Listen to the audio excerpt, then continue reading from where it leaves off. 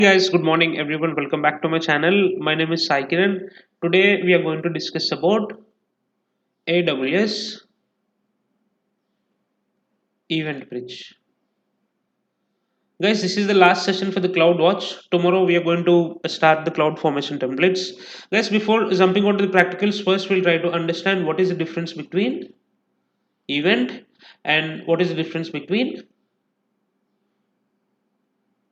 schedule. Right? See, event is nothing but imagine there is something called elastic block storage. Right? My client doesn't wants to create ZP3 volume, and he only wants it to create ZP up to ZP2.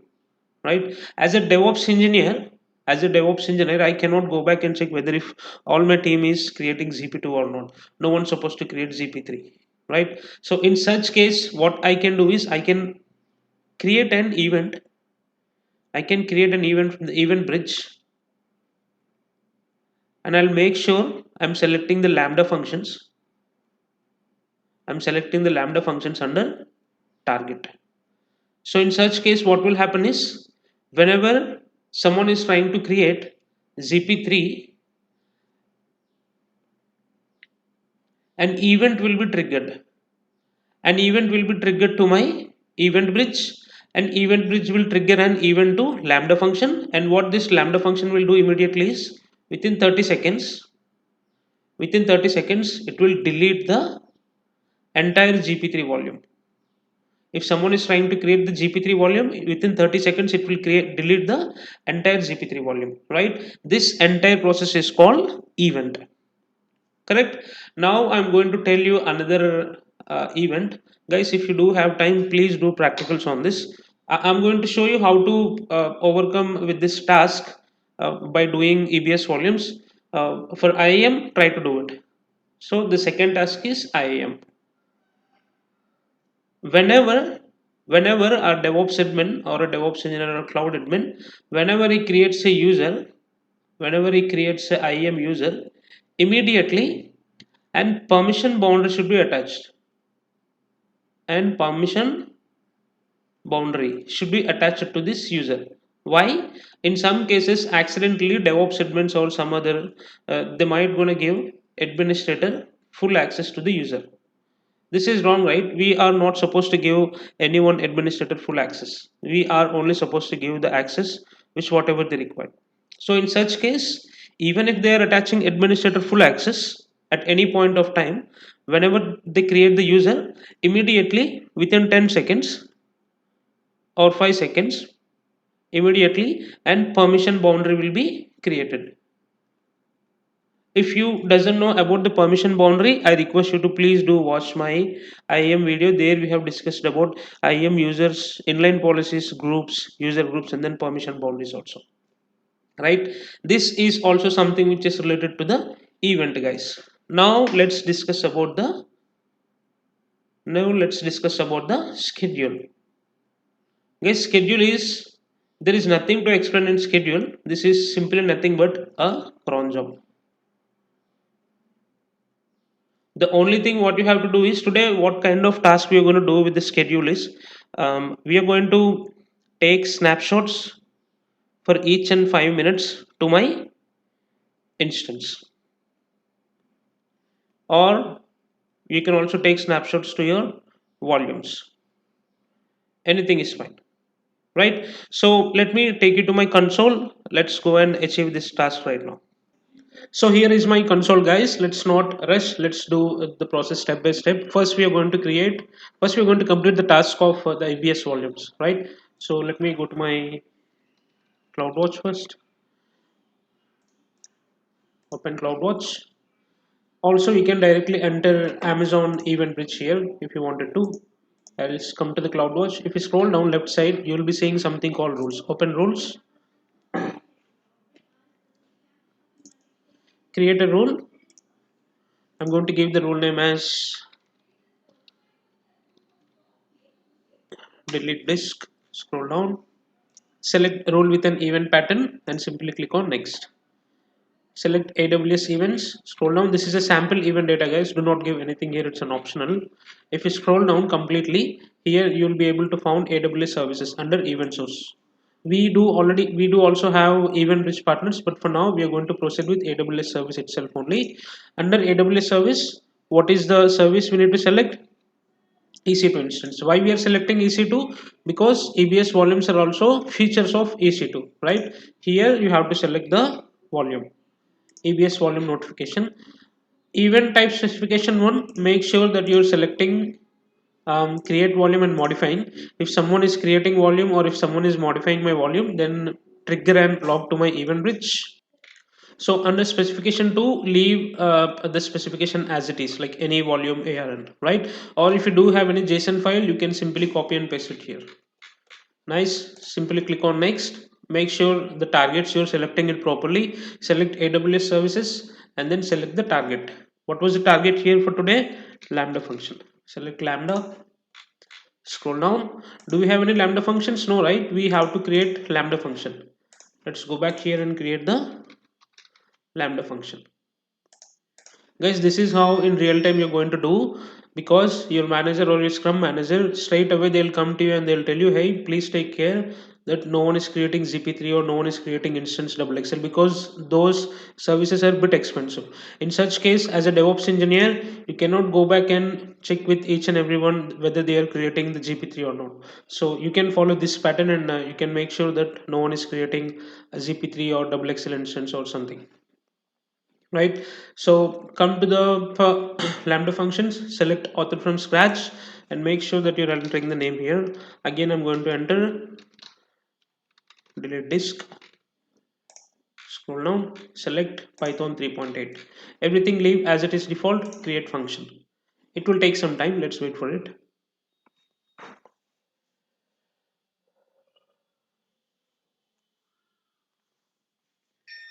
So the function has been created successfully. Now what you have to do is you have to do the necessary modifications. Remove this Python file. I do have a Python file here. Um, I'm going to put this in a repository, copy each and everything. What this Python code will do is, see, whenever an event occurs, all the event will be saved under this event. So what this Python function will do is, it will go and check in the ABS volumes whether there has been any volume has been created or not. If it is created, then it will be automatically delete the volume within 30 seconds to 1 minute. Copy it. If you still do not understand this code, do not worry, just paste it in GPT and ask it to explain line by line. Paste it here, select deploy and make sure you're testing it. I'll give this as testing 001, simply save it. And once this part is done, guys, make sure you're changing the time frame. By default, Lambda will give you only 3 seconds. See, under configurations, general configurations, Lambda will going to give you only 3 seconds. Edit it to 60 seconds, which is 1 minute. Save it, come back to your code again, scroll down. Now test it. It should fail if I'm not wrong. See, it is failing. Why it is failing? You are not authorized to perform this operation, because by default, Lambda do not have any access to go and check whether there has been volumes are created or not. Reason is why? Because volumes are again a feature of EC2, right? By default, Lambda is not having any access. We need to attach an policy to the Lambda. Go to the permissions, open IAM, scroll down, add permissions, attach policy, make sure you're giving EC2 full access. Select it, add permissions. Okay, it's successfully added. Remove it, refresh. I'll close this tab, this is not required for now. So once you have been successfully attached the role, just test it if it is working properly or not. See, it is taking 17 seconds, but by default it is showing only 3 seconds. If you proceed with the 3 seconds, what will happen? Again, it will gives you a failure, a timeout failure you will get. Still it is checking. Okay, it is succeeded now. See the status. Nice. Our lambda part is done. Now go back to your event bridge again. Make sure you're selecting the function which what you have created. Select the delete disk function. This is the one we have created, right? Simply click on next, scroll down and then create a rule. Awesome. We have completed the major task and we have created an event bridge. Here is our event bridge. And then we have made an authentication between our Lambda function and the event bridge. Nice. Now go to your EC2 and create one volume. Go to the volumes. I'm going to create one volume and we'll see how it behaves. Create volume. You can also watch this from CloudWatch. Whenever you create a Lambda, CloudWatch logs will be triggered. I'll open CloudWatch. Meanwhile, I'll refresh here. Okay, it is still running. It will take 30 seconds to 1 minute. If you come to the CloudWatch, if you select log groups, see our log group has been created here. We just created a Lambda function with delete disk, AWS Lambda delete disk. Open it. You can watch the status from here if you want. See, the request is running.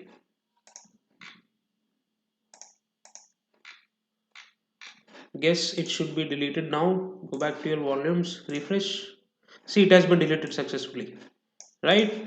So this is how it works, guys. Now we are going to test, guys. End of the session, do not worry. I'm going to tell you how to do an assessment for the IAM. You are supposed to do it, guys. If you do have time, please do the practicals with the IAM. Don't just do what I have did, right? So now let's go to the event bridge again. Now I'm going to create a schedule event, not schedule event, schedule. Event is different, schedule is different. Create a rule, and then give the name as not backup, snapshot. I wanted to take a snapshot of my EBS volume each every 5 minutes. Copy it, paste in the description. Make sure that you're selecting schedule. Guys, once you're selecting the schedule, do not just click on continue in event with scheduler. That configuration is quite different again. So just simply click on continue to create rule. If you wanted to give as in cron job minutes, hours, days, and then you can give it, no problem in it. But for now, I'm going to show you with an schedule that runs regular rate. For every 5 minutes I want, I'll select the 5 minutes here and I'm going to select minutes here, right? Simply click on next. Make sure that you're selecting the target. What was the target here? EC2, right? EC2 or volumes? EBS volumes it is. EBS create snapshot. It is asking for volume ID. What was my volume ID? If I come back, there is a volume with me, which is my portfolio volume. I'm going to copy this volume and I'm going to paste it here. So what it will do, simply for each and every 5 minutes, it will take a snapshot to my volume. Scroll down, let it create a new role for the specific resource and then simply click on next, scroll down and then create role. After 5 minutes, if you go back to your snapshots and if you watch it here under snapshots, a new snapshot will be created after 5 minutes. Right, so this is what I wanted to explain you guys for today. Now I'm going to explain how to do the assessment, which what I have told you in the session. So in order to complete the session, the very first step what you have to do is first open IAM, create one policy with the IAM. I'll explain it step by step, guys, do not worry. The first step is you have to create one IAM policy. Create policy, select JSON, remove all this. I'll keep this in our GitHub repository, right? This is a permission boundary. We are going to add this to the permission boundary. I'll tell you how we can add this. So select all this and paste it here in the JSON file and simply click on next and then enter the policy name and create the policy. Leave it as it is. Right, once that part has been done, come back to your event bridge, create a rule, give the name as whatever you want. I'll give this for testing and then select the rule with an event pattern. Now we are doing an event, not an schedule, right? What is our task? Whenever a new user has been created, even if he is having full administrator access, but we have to restrict him with the permission boundaries. And what were the permission boundaries? Here it is, S3, CloudWatch, EC2, right? So once you have created the policy, come back to your event bridge, click on next, scroll down, do it like before we have did something, right? For EBS volume, just follow the same pattern. Select AWS services, select IAM, and then event type, select all events. Click on next, AWS services, make sure that you're selecting Lambda here. Now go back to your Lambda function. We haven't created any Lambda function, right? This is for our EBS volume. Now go back to your Lambda function. Here is my Lambda.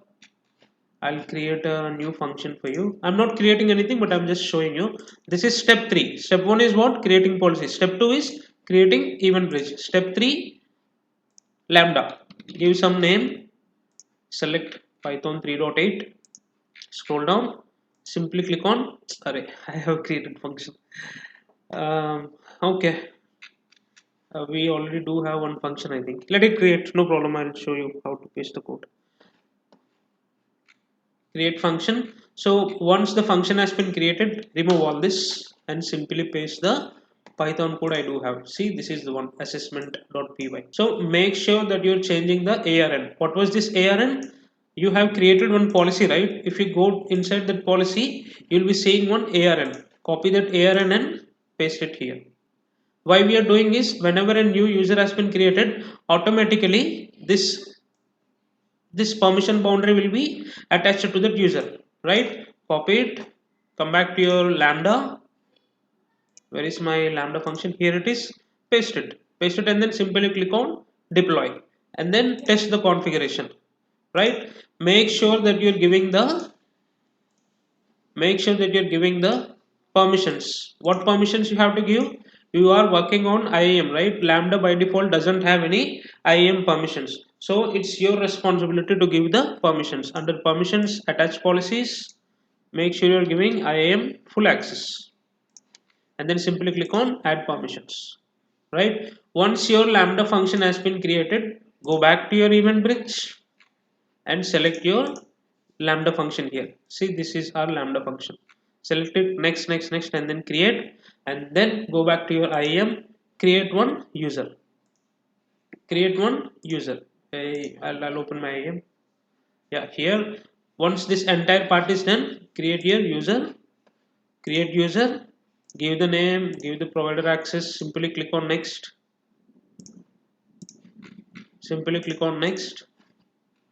Name I forgot to give some name. Next, you can attach whatever policy you want for testing, or it's testing only, right? Attach an administrator policy, and then simply click on next. Once it has been created, if you scroll down under permission boundaries, you will be seeing these policies have been attached, right? So again, I'll repeat you the steps. The very first step, what you have to do, create one IAM policy, right? And then event bridge. This is second step. Third step, Lambda function, right? Fourth step, make sure that you're adding the Lambda function here in the event bridge. Fifth step, go back to your IAM and then create one user, give the administrator access, create user, scroll down and see whether an permission boundary has been attached or not. So DevOps admin or cloud admin or any other admin accidentally or by mistakenly, they might be giving an administrator access to the particular users. So this is something we are doing it in a most secure way, just to avoid any security breach or something, right? Administrator access is like big red flag. You're not supposed to give administrator access to anyone.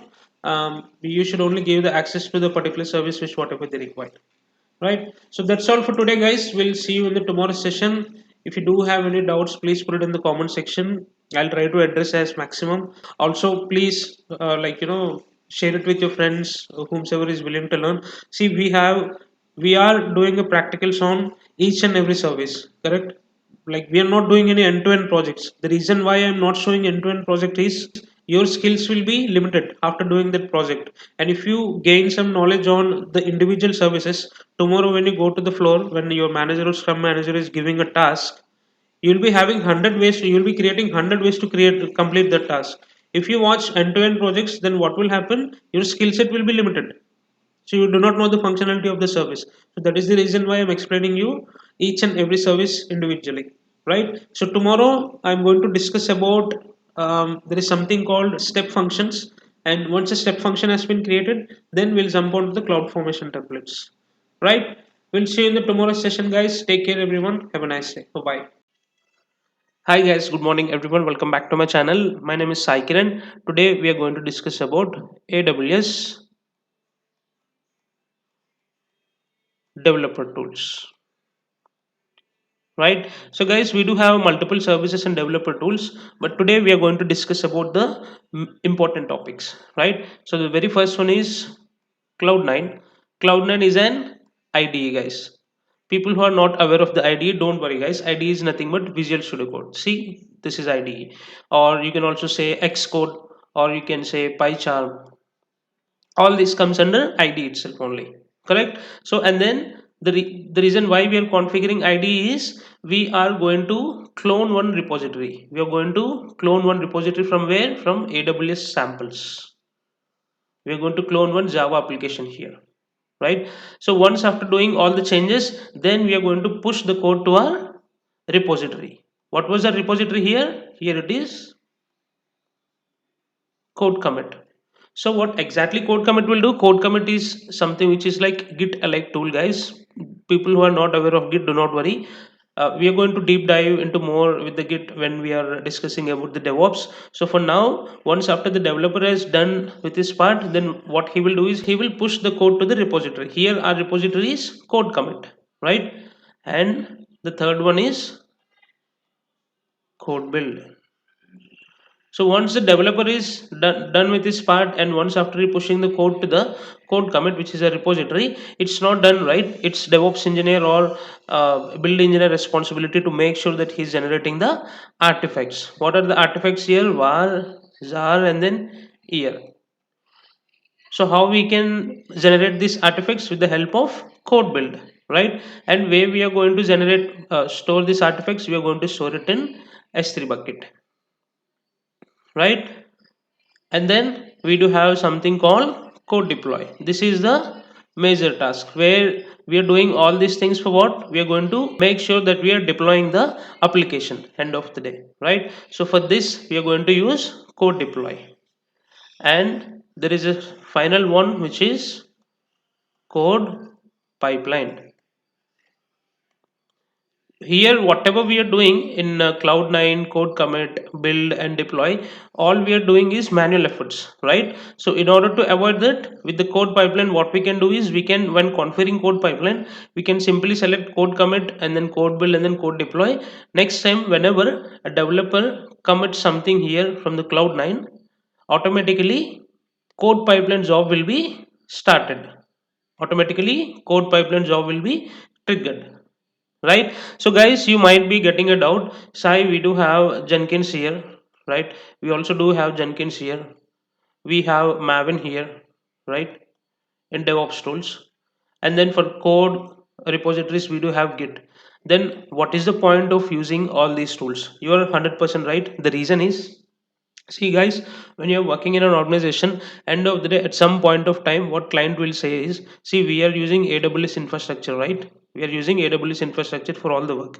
Then what is the point of using third party tools again? For AWS, Jenkins is third party. For again, for AWS, Maven is third party, Git is also third party. Of course they do follow the better security strategies, but see, that's where the AWS is capturing the market, right? They are not letting people to go out of the AWS. They are creating all the tools whatever they required, right? So in such case, clients will also be majorly looking for cloud native tools to work with, so they can stop going outside and integrating a third party tools with the services which what they're using in the infrastructure. So in such case, we are supposed to stick with the cloud native tools itself only. This is not mandatory, guys. In some organizations they do follow, like, you know, some service based companies I've seen, they are following only these AWS services. They are using more cloud native tools, right? So today we are going to do one project. Let me explain you the project now.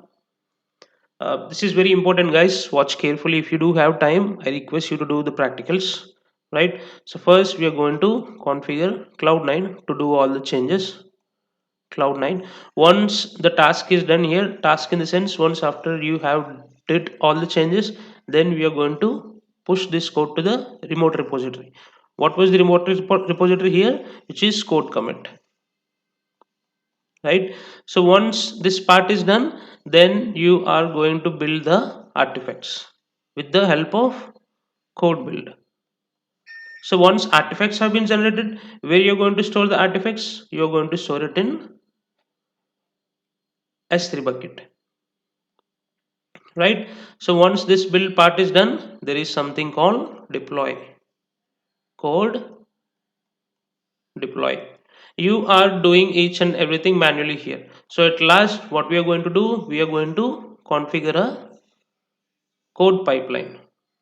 You are going to configure a code pipeline. So what it will do next time, from next time, whenever a developer commits here from the Cloud9, automatically code pipeline will trigger the job, right? And again, it will, you don't need to do any manual start and stop here. Automatically code pipeline will be deploying the job, right? So let's go and achieve the task, guys. I hope you understand my prior intro. If you do not understand, please go back and watch it, because this is very important. Now during the time of practicals, we are not going to discuss this again, right? So let me take you to the console now.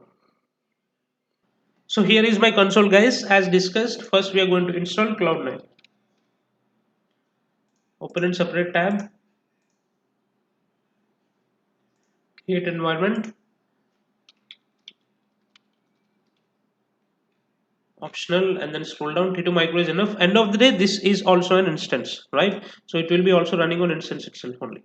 Platform, Amazon Linux is fine, right? Leave it everything as it is and simply click on create. Meanwhile, what you can do is go to the NAT gateway and create one NAT gateway. So create NAT gateway,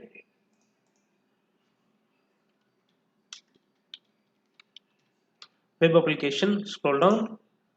I'm going to select my K8s cluster, subnet 1B, okay.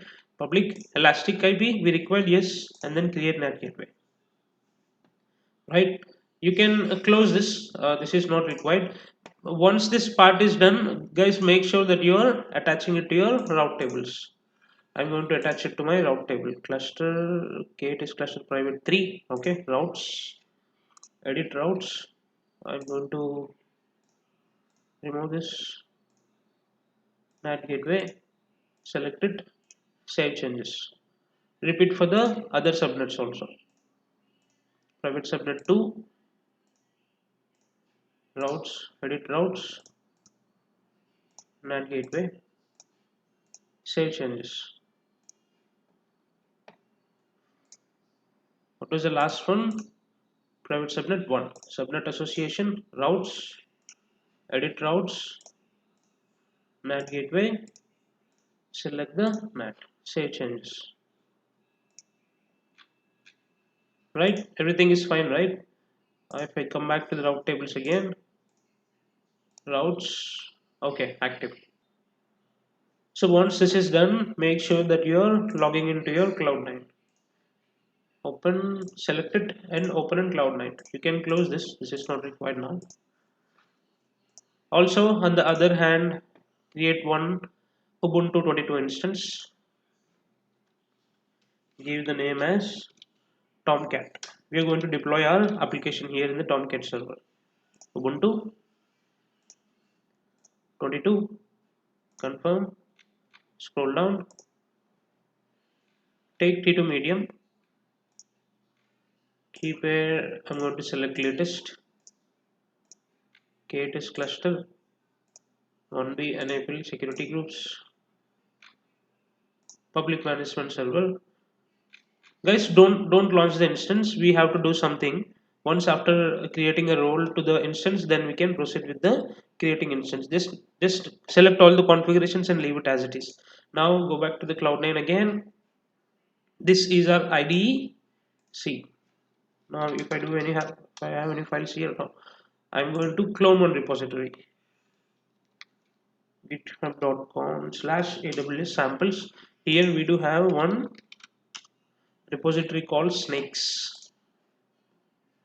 Clone it, copy it, come back here, git clone, enter.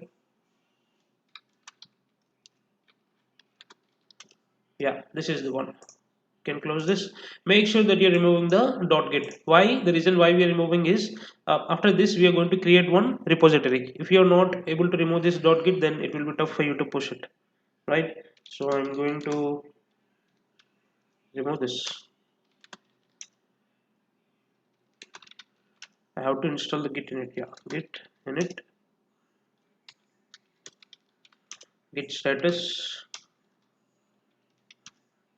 Okay, nice. Now where I have to push this, I'll show you. Open CodeCommit. Keep it side by side, guys. Do not get confused. Create repository. I'm going to give the repository name as web application. Scroll down and simply click on create. Meanwhile, I'll add this.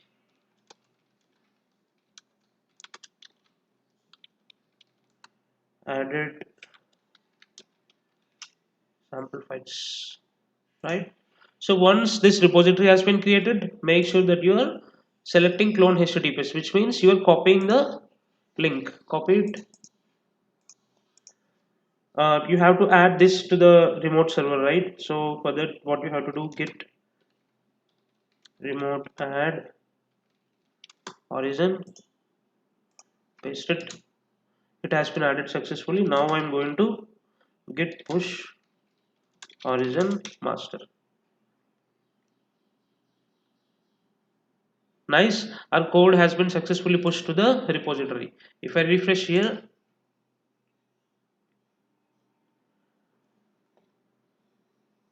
right, I can able to see my code here.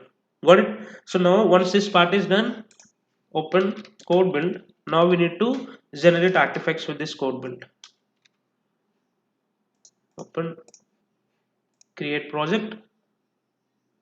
Project name I'm going to give as web application. Before configuring code build, guys, make sure that you're creating AWS S3 bucket. Open S3, create bucket.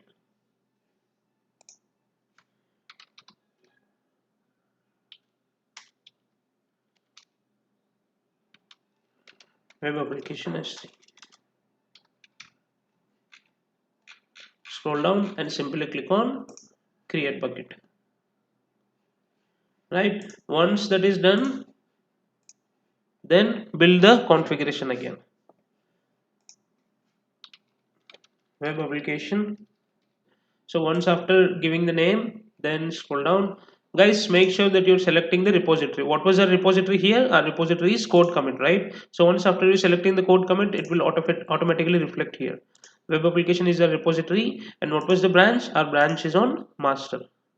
Correct? Scroll down, leave it everything as it is, provision model environment, and make sure you're selecting the Ubuntu operating system, standard and 5.0 or 7.0, anything is fine. Right, leave the image version as it is. Scroll down and make sure that you're selecting the service role. This will be very useful, guys. I'll show you during the time of deployment. I'll show you like where it has been useful, right? And make sure that you're selecting the appropriate VPC configurations here. Scroll down, select VPC, and then I'll select my KDS cluster VPC, and I'm going to select my private subnets here. See, if you watch here carefully, select the VPC subnets that AWS CodeBuild should use to set up your VPC configuration. Right? For high availability requirements, selecting multiple subnets for multiple application, ensure your subnet indicates a NAT gateway. So we are going to select the private subnets now. I'm going to select private subnet 2, and then I'm going to select private subnet 1, and then private subnet C. All these three subnets were attached to the NAT gateway. I'm going to give my security groups. So make sure once after you are selecting the subnets, private subnets, click on validate VPC settings. If there is an issue, it will throw the error here. See, no error. It has an internet connection, right? 3 GB is sufficient. It's okay. Don't change any environment variables or file systems. Build spec. This is quite important, guys. I'm going to switch to the editor and I'm going to remove all these. I do have a YAML manifest already. I'm going to give it to you. Build script.sh. Copy it. come back here and then paste it here. What we are doing, if you watch carefully, we are installing Java 17, and then commands, we are installing git, and then we are installing unzip. We are changing the permissions to our build.sh. Where is our build.sh? It's in our repository. If you watch here carefully, see, we are going to changing the permissions of this, and then we are running it. And once after the build.sh has been generated, it will gives an file, artifact file called root.var, right? And then we are changing the name to app.var, correct? Scroll down. Artifact, I wanted to store it in S3 bucket. What was my bucket name? My bucket name is web application S3. Just now we have created. Scroll down, leave it everything as it is. Path optional, namespace is none, and here name, make sure that you are giving as app.zip, right? The name of the folder or compressed file in the bucket that will contain your output artifacts. I am giving it as app.zip, guys. So scroll down and then select the artifact packaging under zip. Once after the artifact has been stored in the S3 bucket, then you will definitely understand the meaning of this app.zip and then why I am selecting zip here, right? Scroll down. I'm going to unmark the CloudWatch logs, not required for me, and then simply click on create build project. Have I commented this app spec YAML? Yeah. If you watch here carefully, we have commented this app spec YAML. The reason is, I'll show you. The reason is, here is the app spec YAML. What we are saying is, the source, once after the name has been changed from root.var to app.var, we are saying it to copy this artifact in this location, right? So that is the reason why for now I have commented this is not required. This is only required during the time of deployment, not the build. Just now we have configured the build. Now test it whether if it is working appropriately or not. Let's click on start build. It will take some time to start the build. You can watch the details here if you want. See, the build is running, guys. Meanwhile, what we'll do is we'll create two IAM roles. One is for our instance, right? Select create role, scroll down, select EC2 instance. Next, give S3 full access. We are going to select Amazon S3 full access. Why we are selecting? Because we are going to attach this role to our instance now. Why we are attaching? Because our artifacts will be storing in our S3 bucket. Our instance directly will not be having to access the S3 bucket, right? So that is the reason why we are creating one S3 full access. If you watch here carefully, I guess, yeah, see, artifact has been generated. If you watch here, our artifact has been generated. The build should be successful. It is still going. Yeah, it's showing as succeeded. So our instance cannot directly access this var file. Instead, that is the reason why we are giving S3 full access. And then you are also supposed to give another service, which is AWS CodeDeploy. Code deploy full access.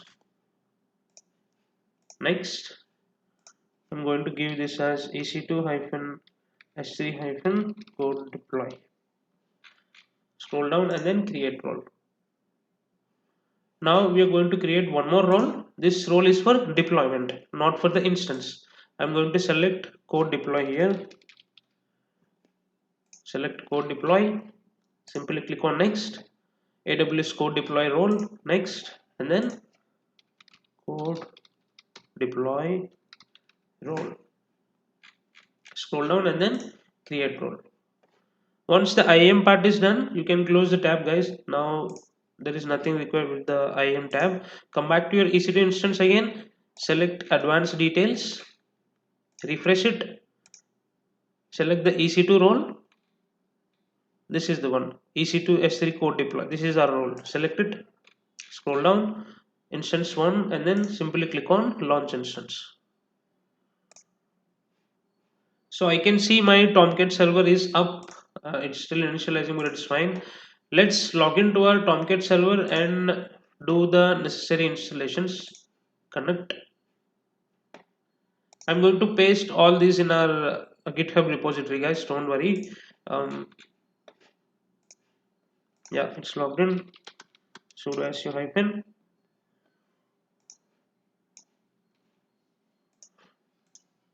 Now we are going to install the agent. Okay, this is done. Now I'm going to cd/home ubuntu.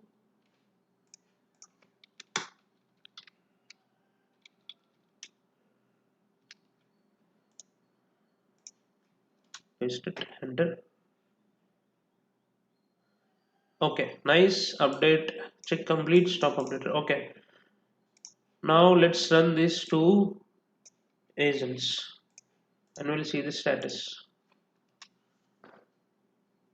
Okay, if you watch here carefully, our agent is active and running, right? Now let's install the Tomcat server. Come back here, sudo apt update, and then apt install jdk.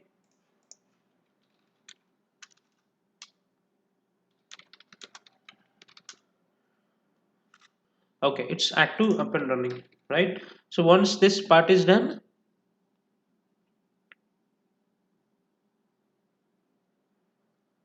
now go back to your Cloud9 and make sure that you are pushing your spec file. What was the spec file? I showed you, right? During the time of build, there is something called spec file. Here it is. It is required during the time of deployment. Now we are supposed to copy. Now we are supposed to push this file to a repository. What was the name? appspec.yaml, right? This is simple, guys. The only thing what we are doing here is we are letting it know that to go and store the artifact app.var in this destination. That's it. Do not worry. Rename, copy it,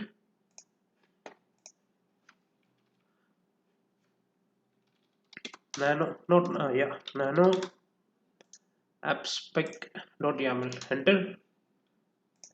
Paste this. Copy and paste it.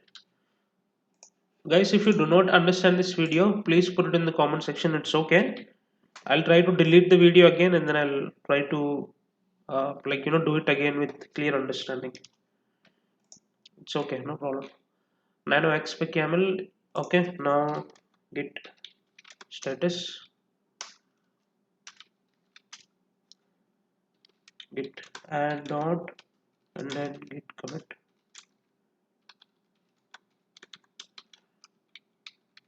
Added spec file.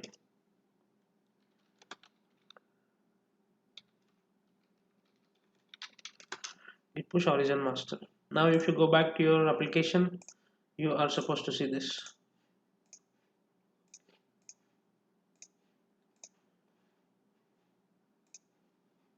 Where is my repository? Here it is. Yeah, here it is.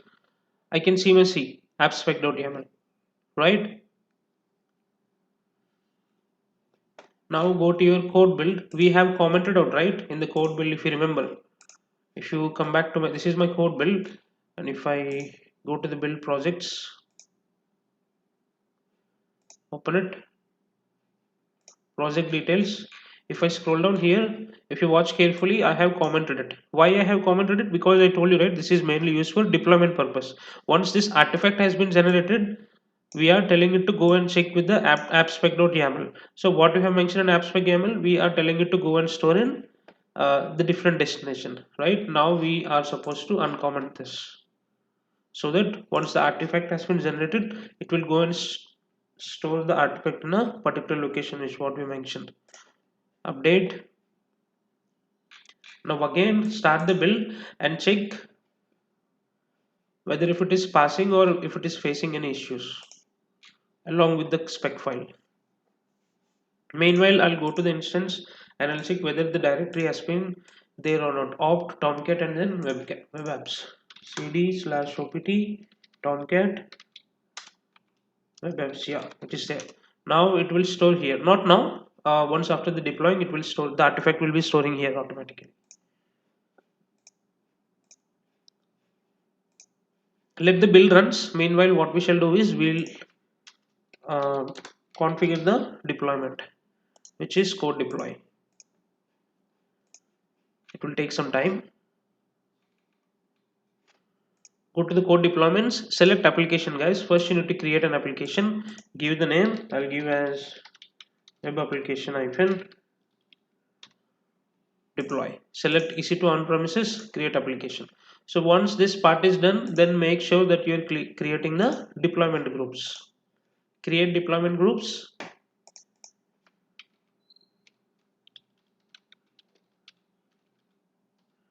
Deployment group. Scroll down. What was the service role we have created? We have created one service role, right? Code deploy role. Correct? We have two services roles. Okay, no problem. Code deploy role. Yeah, this is the one. Deployment type in place, leave it as it is, and make sure that you're selecting Amazon EC2 instance. Tags, what was the tag we have given? Tomcat server, isn't it? Tomcat server, yeah. This is the tag we have given. Let me see my build is failed or not. Yeah, it's successful. It's successful. We have successfully pushed our code to our repository, and from here we have built the code with the help of CodeBuild, and then here an artifact will be generated, and that artifact will be stored in our EC2 instance under this location opt tomcat web apps. Now in order to store the artifact here, we need to deploy it, right? Let's go and configure the deploy. Name tomcat server, agent configuration with AWS Systems Manager. Here it's no code deploy agent is not required because we have already installed the EC2 instance. If you remember, see here we have. If you watch carefully, see we have already installed the agents. So again, it is not required to install. Deployment settings, okay. Code deploy default. Load balancer was not required. Simply click on create deployment.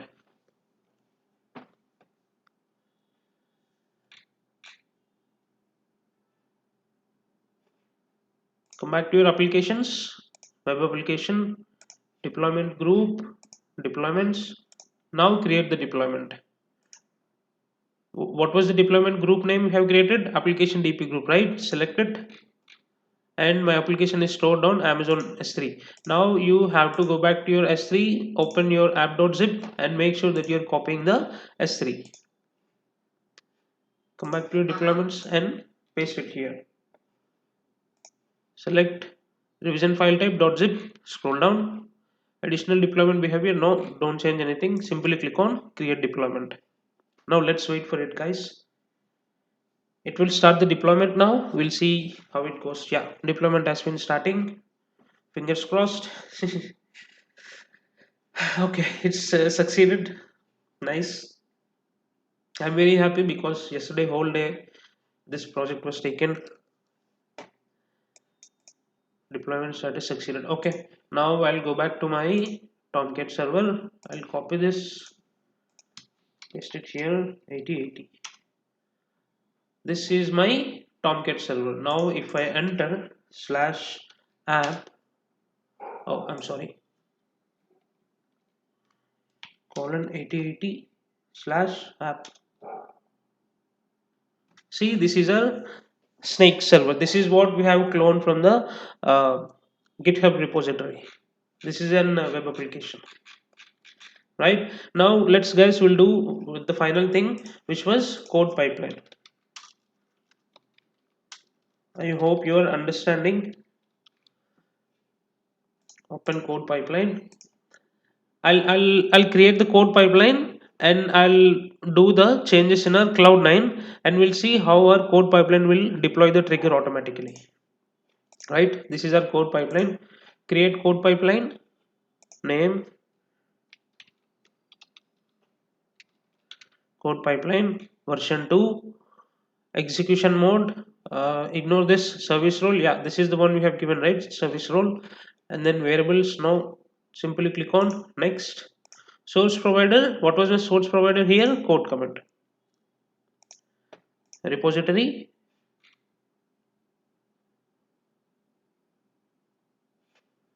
What was my branch? Master branch. CloudWatch events recommended. Okay. CodePipeline. Okay. Simply click on next. Here make sure that you're selecting CodeBuild. What was my build name here? Web application build. Scroll down and then click on next. Provider, here it is CodeDeploy. What was my deployment name here? See, we are just giving deployment name, we are just giving build name, and then we are just giving code commit name. That's it. Rest all it will take care of.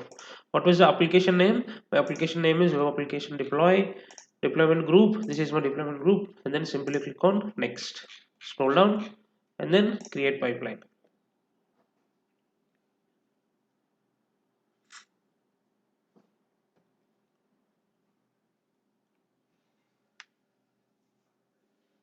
Right, see, for the first time it will do the deployment. Once after completing this, what we'll do is we'll go ahead and do the changes in our cloud9. Now only we shall do, and let's not push it until and unless this deployment completes. Until unless this deployment completes, let's not push it, but let's do the changes whatever it is required. Let's -al.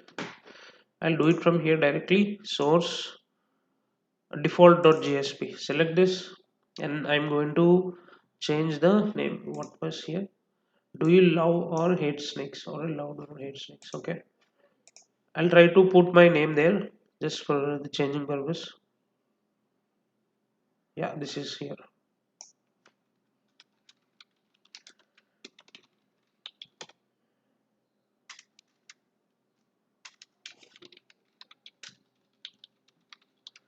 Okay, I saved it. Now I'll close this. cd source cat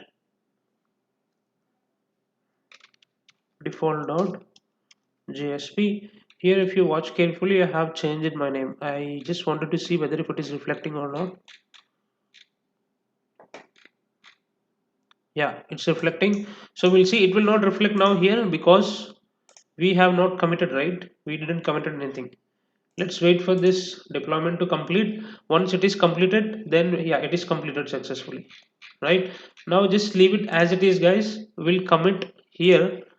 Just now we did some changes to the default JSP, right? I'll commit this git status. Okay, git add dot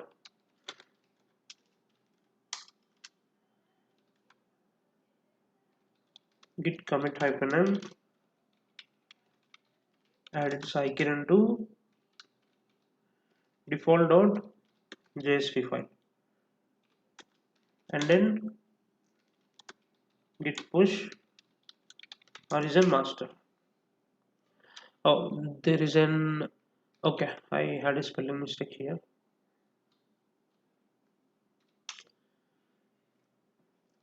Okay, changes have been pushed successfully. Now let's come back to our, see, it has been started. If you watch here carefully, this building.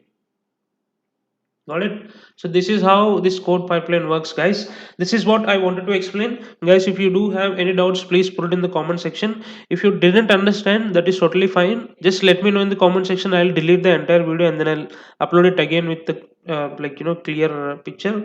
I request you to do the practicals if you do have time, and make sure that you're posting it on LinkedIn and Medium also. Right? So tomorrow we are going to meet again with the new session, guys, and have a nice day, everyone. Take care. Bye bye. Hi guys, good morning everyone. Welcome back to my channel. My name is Sai Kiran. Today we are going to discuss about AWS Cloud Config. AWS Cloud Config, and we are going to discuss about another service called Elastic Beanstalk. Right? So guys, before jumping on the Cloud Config or Elastic Beanstalk, first we'll try to understand CloudTrail. Right? First we'll try to understand CloudTrail. CloudTrail is again which captures all API activities such as logging in from the console or logging in from the CLI, or if you're logging in from any of the third party applications like Packer or Terraform. So everything, all these events will be recorded by the CloudTrail, right? And we can also ship those logs to our S3 bucket for monitoring purpose, or for the CloudWatch for the monitoring purpose, right? I'll show you an example here. Um, See, here is how CloudTrail logs looks like. I just attached an IAM role, which was, this was the name, assume IAM role. I attached this role to the instance, and this is how it captures the CloudTrail history. Right? See here, event history. right? Now let's discuss about the cloud config. Discuss about the cloud config. When it comes to cloud config, what will happen is, imagine there is an instance, right? Imagine there is an instance and three developers were working on this instance for time being. Just imagine.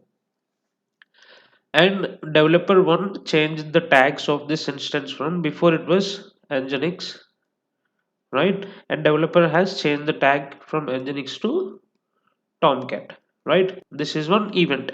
And another developer, what he did, he attached an elastic IP to the instance, right? This is another event. And developer 2, what he did, he attached an uh, three or four security groups to this instance. What will happen? Again, a separate log will be created to the cloud config, but it will make sure that it is showing all these activities, all these events in a more detailed way, like how before and then after. It will show you a detailed consolidated overview. For example, before it was Nginx and after it was changed to Tomcat, right? Now understand the difference how CloudWatch is showing the logs. I mean, CloudTrail is showing the logs, and now understand the difference how cloud config is showing the difference between these two, right?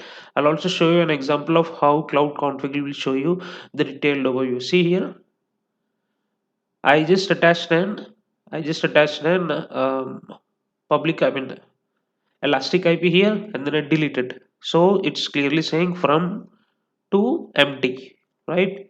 And then see here, I have attached an elastic IP here again, and it is showing very clearly what I have attached and what I have not attached.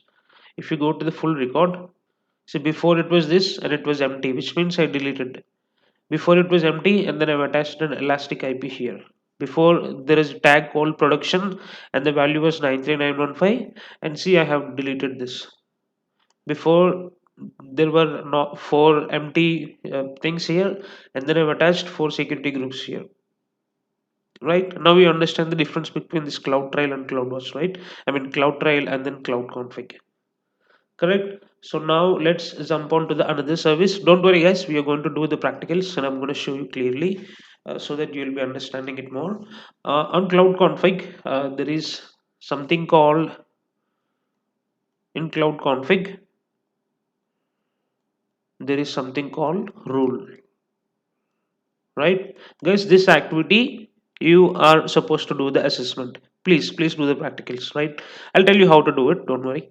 So if you remember our previous class, we automated an AMI with the help of HashiCorp Packer. With the help of HashiCorp Packer. Why we did this? Because in future we don't create instances directly. We don't create in EC2 instances directly. Instead, what we'll do is we are going to create our EC2 instance with the help of AMI. Correct? That's the reason why we have hardened our AMI, right?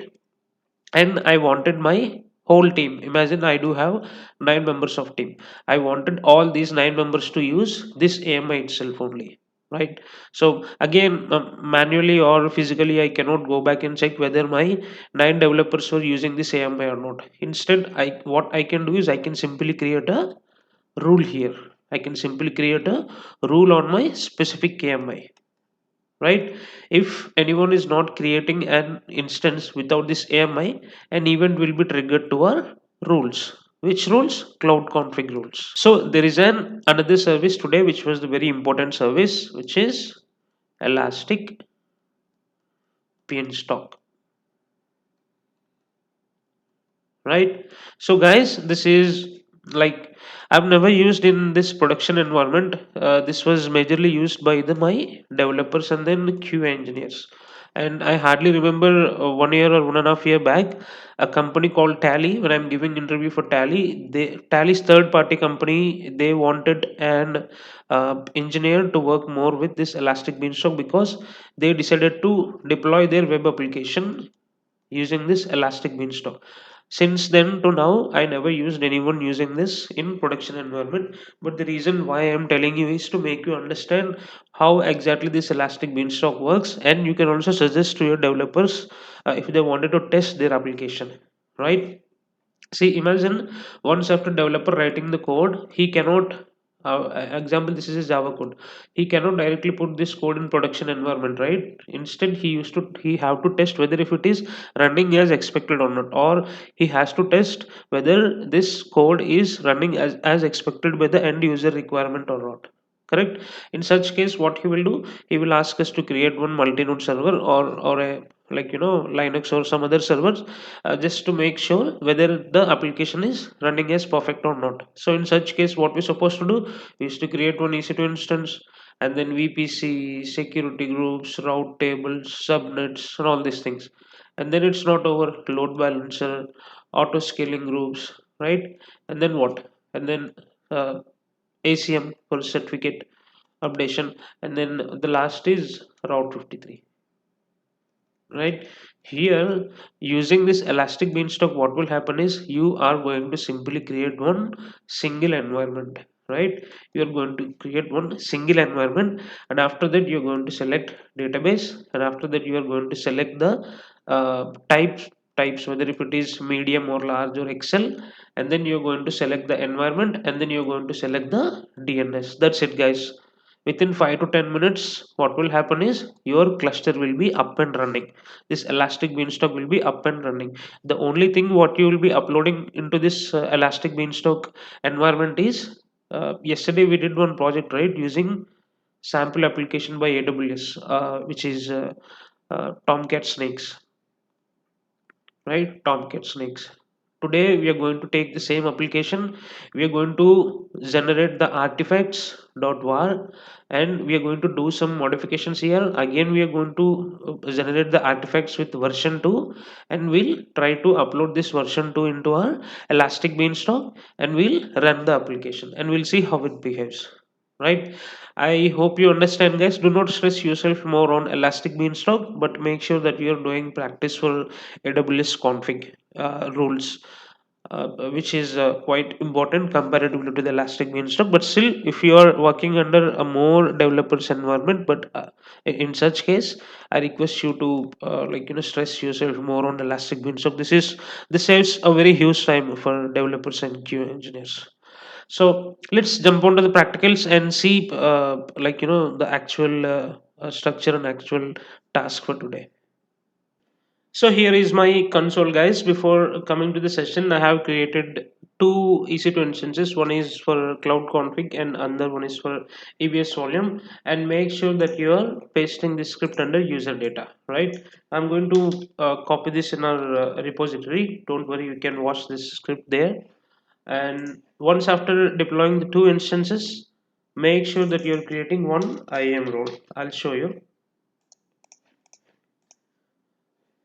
what kind of policies you are supposed to give. I'll show you now. S3 hyphen, yeah, this is the one. Make sure that you're attaching these two policies to your IAM role, right? S3, the reason is we are going to pull one repository, clone one repository to our EBS instance, and from there, after generating the artifacts, we are going to copy the artifacts to our S3 bucket. So for that reason, we are giving S3 full access, and then administrator access for AWS Elastic Beanstalk is when deploying our application with the Elastic Beanstalk. In the backend, it's going to work with the multiple services. So that is the reason why we are attaching AWS Elastic Beanstalk, which is for administrator access, right? So I'll attach this right in front of you. Let me open security, modify IAM role, refresh, and then I'm going to S3 EBS full. Okay, right. I have successfully attached it, and now let's jump onto the cloud config. I'll close this IAM, which is not required now.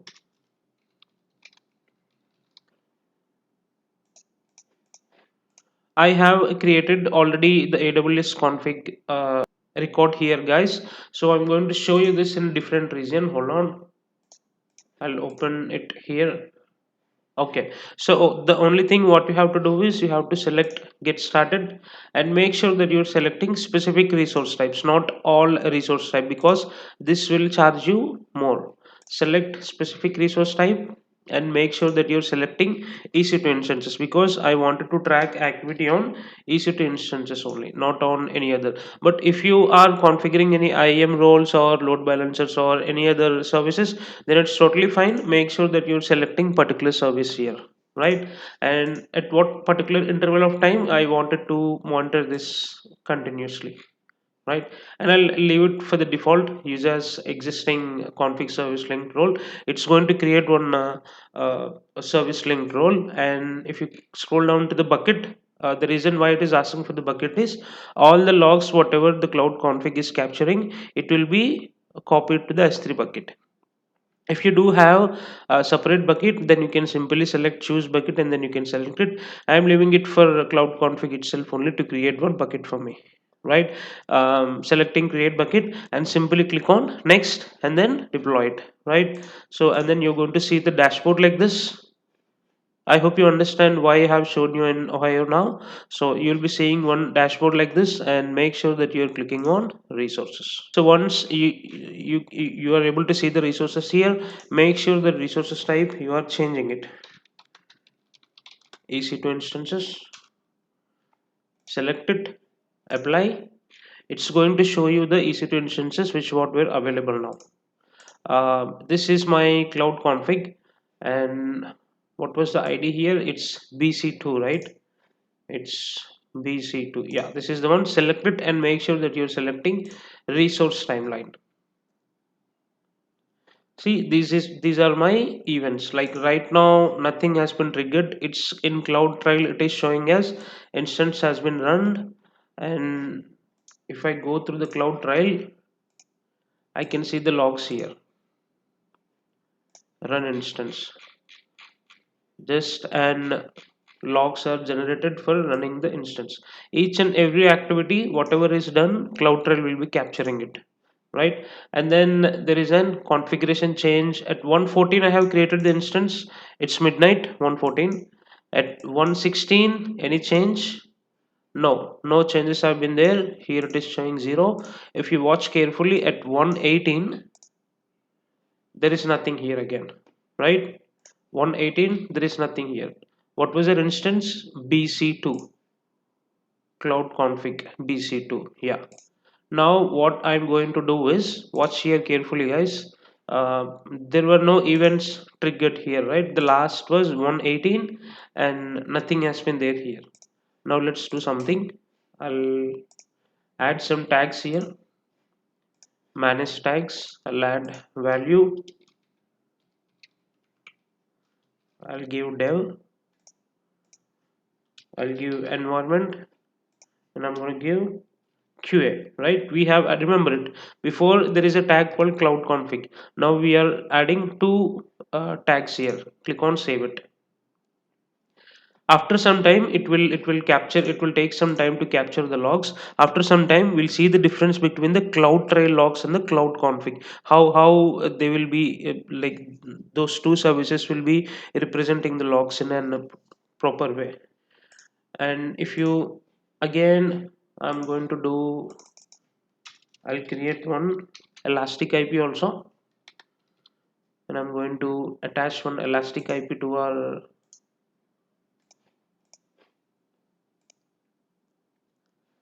I'll create one elastic IP and I'm going to create one elastic IP to my instance. Associate elastic IP address. What was my instance? Cloud config. This is the one running. I'll simply click on associate. What was the IP? 26. 26, it has been changed. So after some time we'll go back to our cloud config and we'll see how it is showing, right? So these two tabs are not required. I'm closing it. Now let's leave it for some time. Let's go to our main service today, which is elastic beanstalk. Before going into elastic beanstalk, first let's log into our elastic beanstalk server and make sure to check whether the Java and everything has been installed or not. Along with that, we are going to download one repository called Tomcat Snakes. If you remember in our yesterday's session, we did a practicals on the same repository. Copy it, sudo su hyphen java hyphen version. Okay, Java has been installed successfully. Git clone, paste it,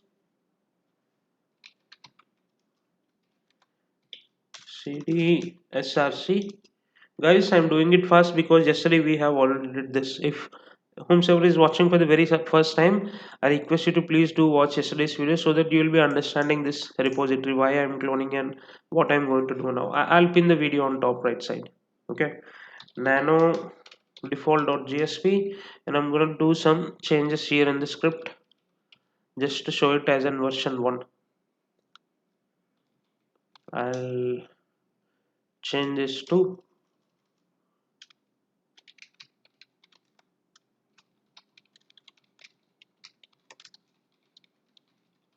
right, control X and then save it, exit. I'll come back and then I'm going to build this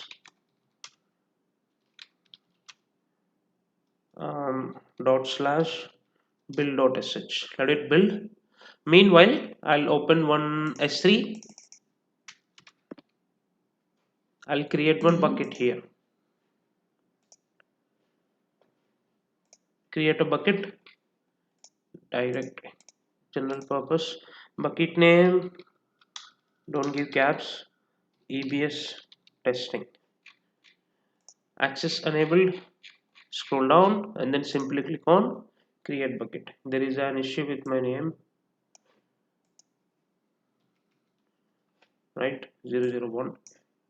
Simply click on create bucket. The reason why I'm creating bucket, now one artifact will be generated. I'm going to copy that artifact here in this bucket. Here is my EC2 instance. Okay, if I enter ls-al, see an artifact has been generated, which is root.var. I'm going to change this to root.var to root underscore v1 v capital dot var, right? ls-al. If I enter s3 ls,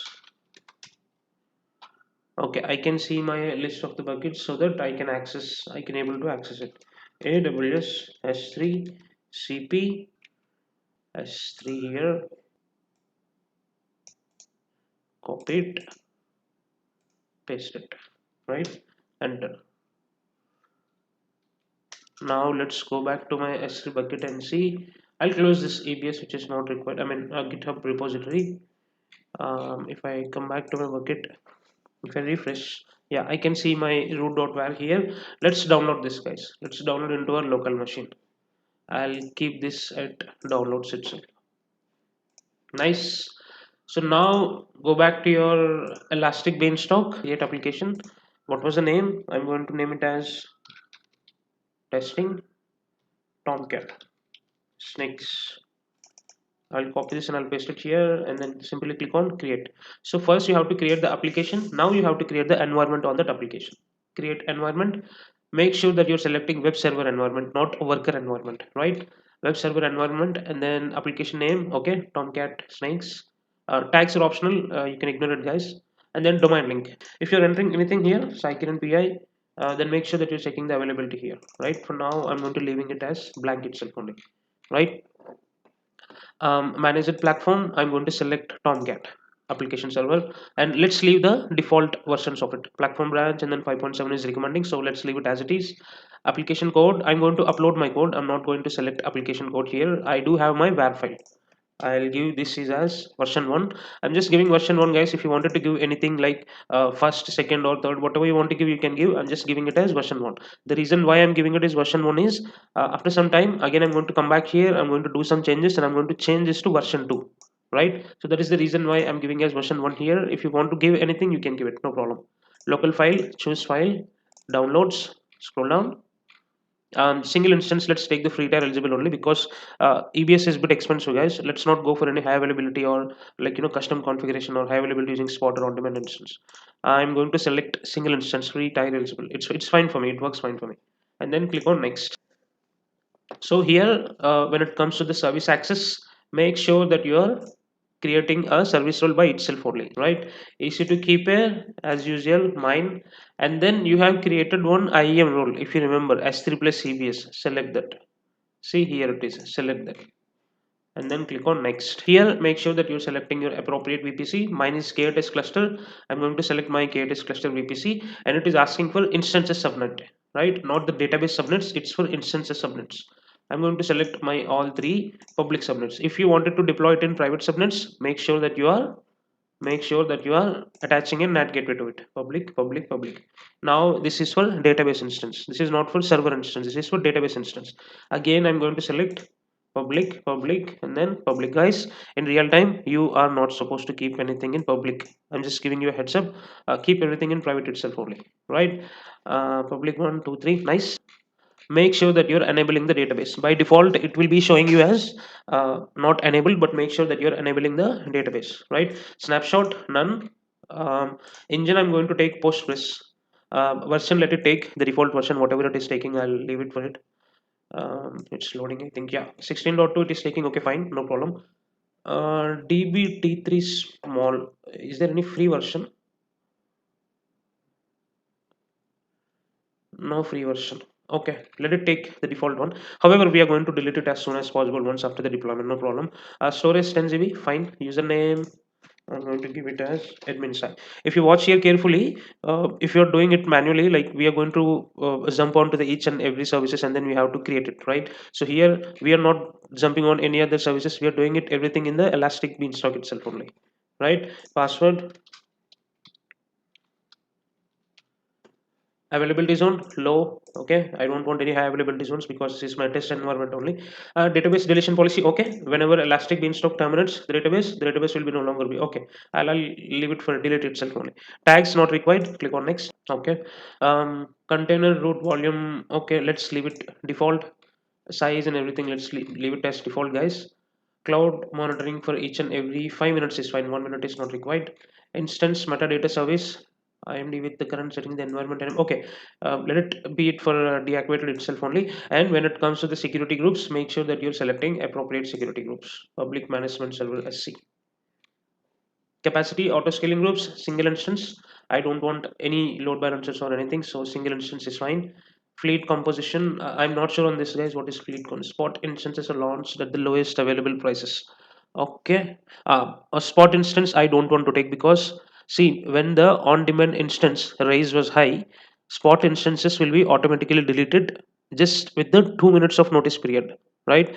In such case, I don't want to take any risk, so I am selecting on demand instance itself only. On demand instance is nothing but REC2 instance. These are called as on demand instances.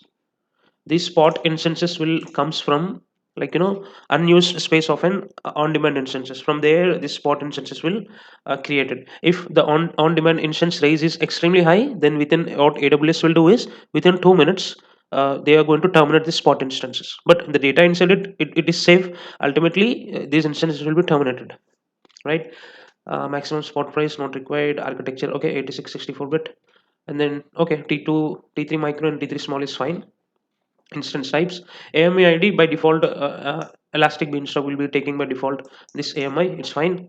And then okay, nice, and then simply click on next. So when it comes to the monitoring health reporting, I'll select basic, guys. Enhanced monitoring is not required. Again, it will be a separate cost for me. Managed platform updates, no, not required. Email notification, no. SNS was also not required for now.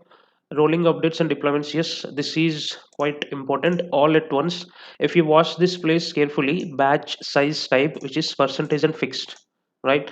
This is something, I'll tell you. Let me open my paint. For example, I'll show you. Fixed is something which is blue green, right? Fixed is something which is blue green. And what was the other one? Fixed and then percentage. This percentage is something, for example, there is an live running application here. This is not a production use case, but this I'm telling you. Okay, try to understand this. There is a live application running here, and developer had an another version here which is v2, and this is v1. Okay, how this fixed will work is, what was the first one, percentage, right? This is something called in a technical terms which is canary deployment,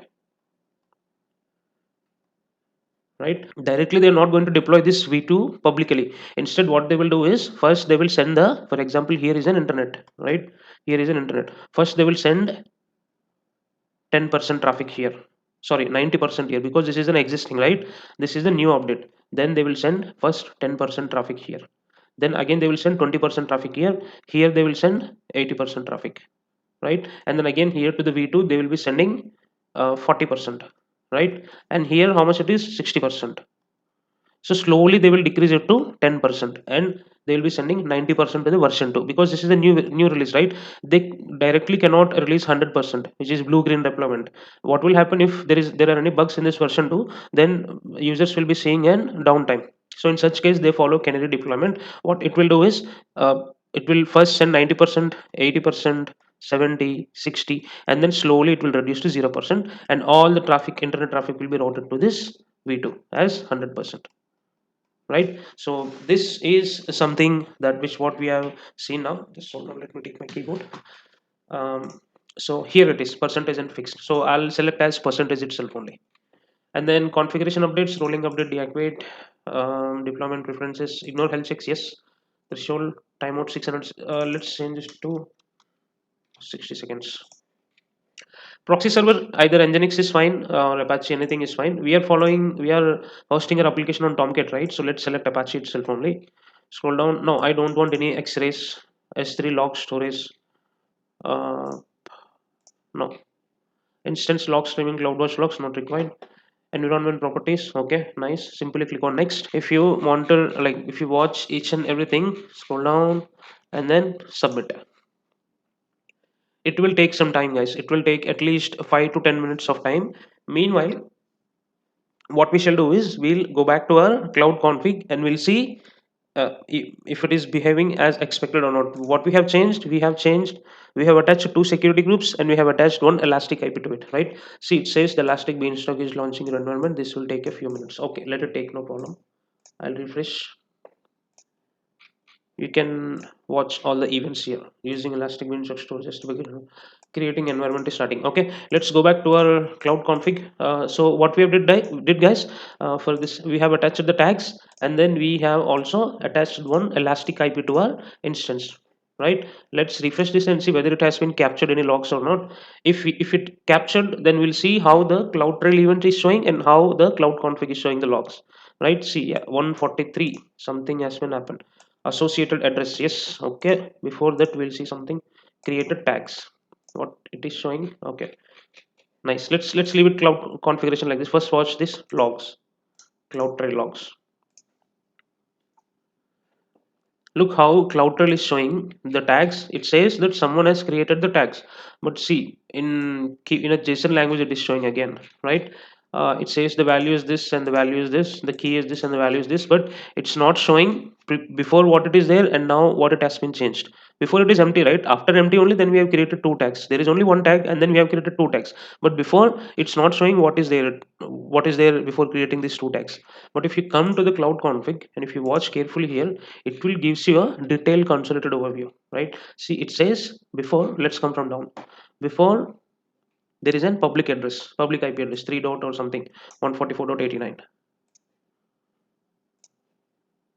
And then before attaching this elastic IP, the IP address with this, what, this is the IP address, right? 3 to 34, and then we have attached 34, 28, 90, 26. Is it correct? 34, 28, 90, 26. See how clearly cloud config is showing elastic IP address. I'll refresh this again. It should also show us security groups. Yeah, here it is showing. Before it is empty, right? Before it is empty, and it is showing key value dev, and then whatever tags we have given, it is showing each and everything. If you do have time, please do practicals on rules. What exactly these rules will do is, see, if you remember, while doing an HashiCorp activity, while creating AMI, we have created an AMI, right, by installing some tools in it like Docker, Ansible, and all those things. And what we decided is from next time, whenever is trying to create an EC2 instance, they have to create an EC2 instance with the help of AMI itself only. And it's not possible for us to go back and watch with everyone. In such case, what you can do is you can simply create rules, right? You can simply create rules. What you have to do is you have to add rule, and you have to select the rule here. If I wanted to monitor instance, or if I wanted to monitor AMI, see, approved by AMIs only. And then if you click on this and simply click on next, and make sure that you're mentioning the AMI IDs here, right? Mention the AMI ID here, so that whenever if someone is trying to create an instance without this AMI ID, then automatically an event will be triggered for you that's stating so and so has been not created the AMI, I mean EC2 instance with the help of AMI ID, right? So if you do have time, try to do the practical. It's just very simple, guys. It's a very like normal task, right? So let's go to our EBS and check how it is behaving. Come back. If it is deployed or not, it's still deploying. Let's wait for it to deploy. Domain is still coming up. Elastic Beanstalk is launching your environment. Okay, if you watch here, our application is successfully up. So let's access this with the DNS name here. Loading. Okay, we got it. If you watch here, we did some change, which is mastering cloud by Sai Kiran Pinpatani, right? This entire application is version 1. We have saved it as version 1, correct? Now let's go back to the instance and change some details. Where is my, yeah, change some details and then save it as version 2, right? So for that, go to src, I mean sorry, cdsrc nano default.jsp. So here I'm going to change it. One more thing, does it have snakes? Instead I'll change here, do you love or hate snakes?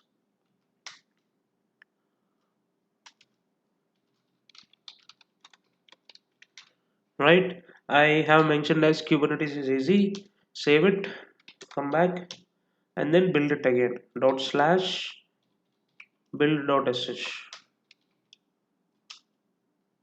dot slash build.sh. It's building, and let's name this as version 2 now. Before it was version 1, right? Now let's change this to version 1. Move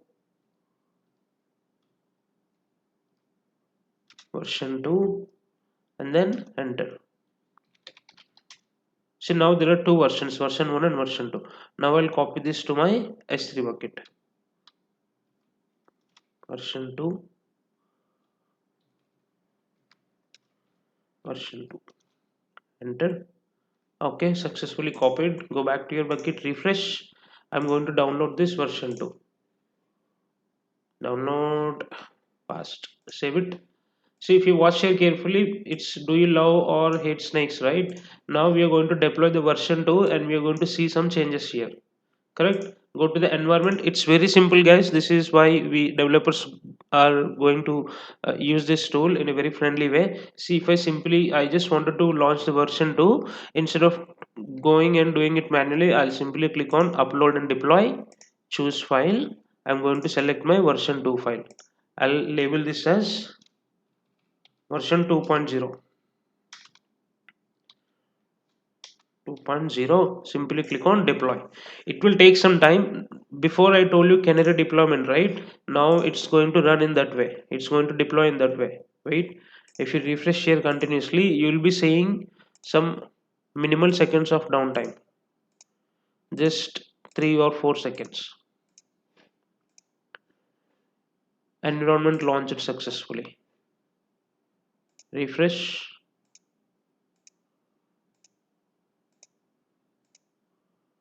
It should be changed here, saying as Kubernetes is easy. I'm looking for that actually. Do you love or hate snakes?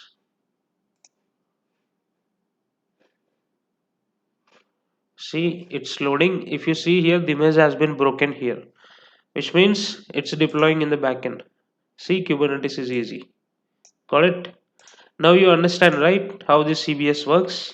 So that's all for today, guys. Thank you so much for watching each and everyone. I request you to do the practicals, and I also request you to please put it in the comment section if you do have any doubts. And you can reach me on LinkedIn also. And within next few days, we are going to complete this. And please put it in the comment section with what technology you have to go with, either with the Kubernetes or DevSecOps. And I'm going to post a poll on my YouTube also on the community tab, so you can also vote there. Thank you so much, everyone. Happy weekend, and we'll see you in the tomorrow's session. Bye. Good night. Hi guys, good morning everyone. Welcome back to my channel. My name is Sai Kiran.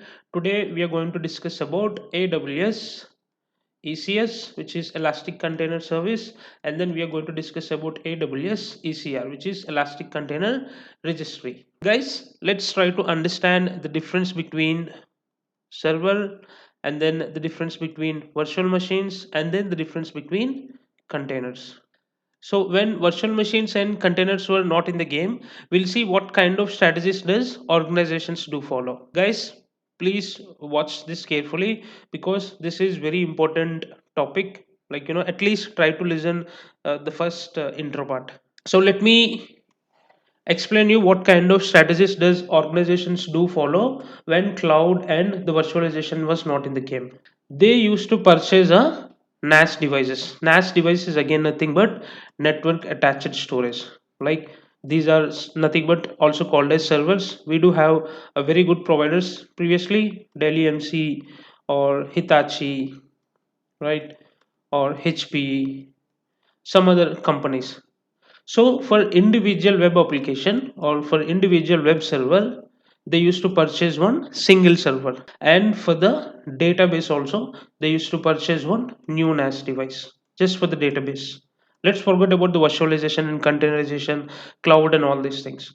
And then they used to purchase another server for email or for any communications or for Teams or communication, whatever it is. They used to purchase another NAS device. Imagine, just for one application, if it's Python based application, they're purchasing three devices. Imagine if they wanted to build another application which is Java based application. Again, they used to buy three new devices for web application, for web server, and then for database server, and then for the communication like email and all those servers. If you go and watch in the data centers, if you go and watch in the data centers, you will be seeing a hell lot of racks, storage racks, right? All these contains these web servers, database servers, and the NAS devices. Again, the additional cost was to take the backup of these devices, right? Again, the additional cost was to take the backup of these devices. Imagine after 5 to 10 years, after some at some point of time, the management overhead will be huge, because they will be containing a lot of physical devices at one point. Also, the major disadvantage here in the physical servers is it will be dedicated only for one single application. The entire server will be dedicated only for the one single Java application or one single Python application or one single .NET application. Again, it's a waste of a storage, right? So here comes the engineers came with a technology called virtualization. There is something called virtualization, right? Here in virtualization, watch carefully guys, this is quite important. we do have something called we do have something called infrastructure. Who is maintaining this infrastructure? Example, you can also say this as data center.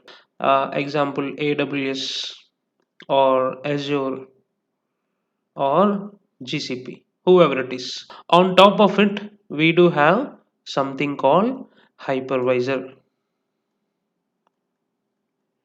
Hypervisor. What are the different type of hypervisors we do have? For Microsoft, we do have Hyper-V, and then for Citrix, we do have Zen Server, and then for VMware, we do have ESXi.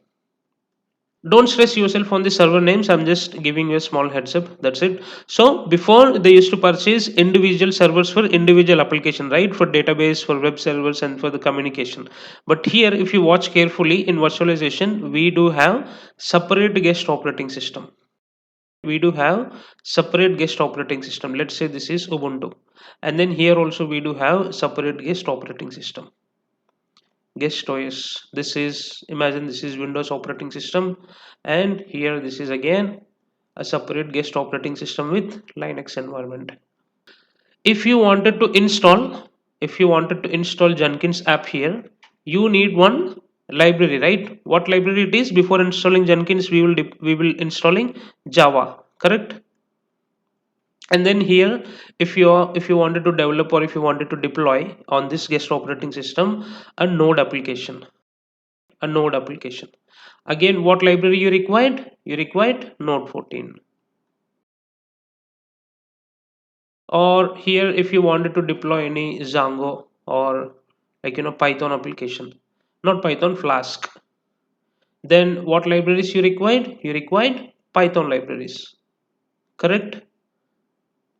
Now you might be getting a doubt, Sai, what is the point of, deploying three applications in three different servers? Why don't we deploy it on single guest operating system? See guys, what will happen is, if there is a single guest operating system here, and if you deploy three applications here, imagine due to some disaster or some physical damage occurs, and this server is completely down. In such case, what will happen? All your three applications will be down.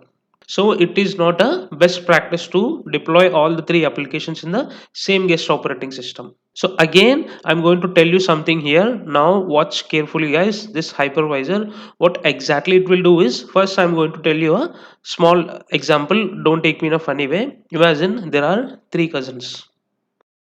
Imagine there are three cousins, and you want some money. You want some money, not now, during the time of your pursuing like BTech or MTech, and you wanted to ask money for your father. But instead, what you will do, you will send a request to your mom. And what your mom will do, your mom will make sure that she is taking money from the dad, and then she will make sure that she is providing enough resource to all three cousins, correct? That's the job of mom here. Here, the reason why hypervisor is called as a core component here, because it will take the necessary requirements from the host, from the infrastructure, and it will make sure that it is providing all the resources to the guest operating system. It will make sure that it is taking the enough resources from the infrastructure, and it will make sure that it is providing all the resources to the guest operating system. What kind of resources it required? CPU, RAM, GPU, or hard disk, etc. So hypervisor will make sure that it is providing all the required resources to the guest operating system. But here the major advantage here is guys, watch carefully. Each guest operating system will consume a lot of resources from the infrastructure. And this application will also looks heavy during the time of spinning, or during the time of reboot, or during the time of starting, correct? The reason is, individual guest operating system is containing individual application. And also, if anyone doesn't understand this pattern, I'll tell you a very simple example. Try to understand it guys. You are creating one EC2 instance, right? You are creating one EC2 instance. Under EC2 instances, you are selecting security groups, you are selecting which volume you want, GP2 or GP3, and then you are selecting subnets, and then you are giving the name, and then the major thing is you are selecting the operating system. From where you are selecting all this? From the data center. Like it will not be visible for you, but in the backend, this is the exact thing which happens, correct? So just understand the same thing here. This is your application. On top of EC2, what you're going to do, you're going to install Jenkins, or if you wanted to install any Sonar Cube application or Ansible or something, then you're going to install on top of this EC2, correct? Here this guest operating system is EC2. So as I said before, the major disadvantage here in the virtualization is it will consume hell lot of resource from the infrastructure. Imagine a developer is working on an some Python application or something on the guest operating system one, right? And he developed each and everything. We'll be having some different environments in like real time, like dev environment and testing environment, and like staging, and then QA or UAT, and then we do have prod. So once developer done his part on this guest operating system, everything will be works fine in his environment. But when the test engineers try to test this application, it will not work. The reason is developer will be again coming back and saying it is working in my environment, and the tester will be saying, see, you have given the application, but it's not working in my environment. There it will starts the mud fight, right? So to avoid all these, they came up with an technology called they came up with a technology called containerization or containers. So let me explain you the containers again. Watch carefully. Here, just like virtualization, we do have infrastructure. Again, it's an AWS or Azure or GCP, whatever it is. And then on top of it, we do have operating system. On top of it, we do have operating system, right? On top of it, we do have container engine. Sorry for my drawing, guys, just hold on top of it, we do have container engine. Container engine. What were the different type of container engines we do have? Docker, container D, and then Creo, right? These are the different types of container engines. If you watch here, let's remember our previous explanation, which was servers. Previously, when VMware when virtualization and containerization was not in the game, they used to purchase servers, and then VM came into the game, and what they did, they have allocated individual of guest operating systems, and hypervisor, what it will do, it will provide resources to the guest operating systems. But here there will be no guest operating systems. Instead, we'll be having containers. Instead, we'll be having containers. Container 1, container 2, and then container 3. So, in containers, what it will do is it will take the required dependencies from the host operating system.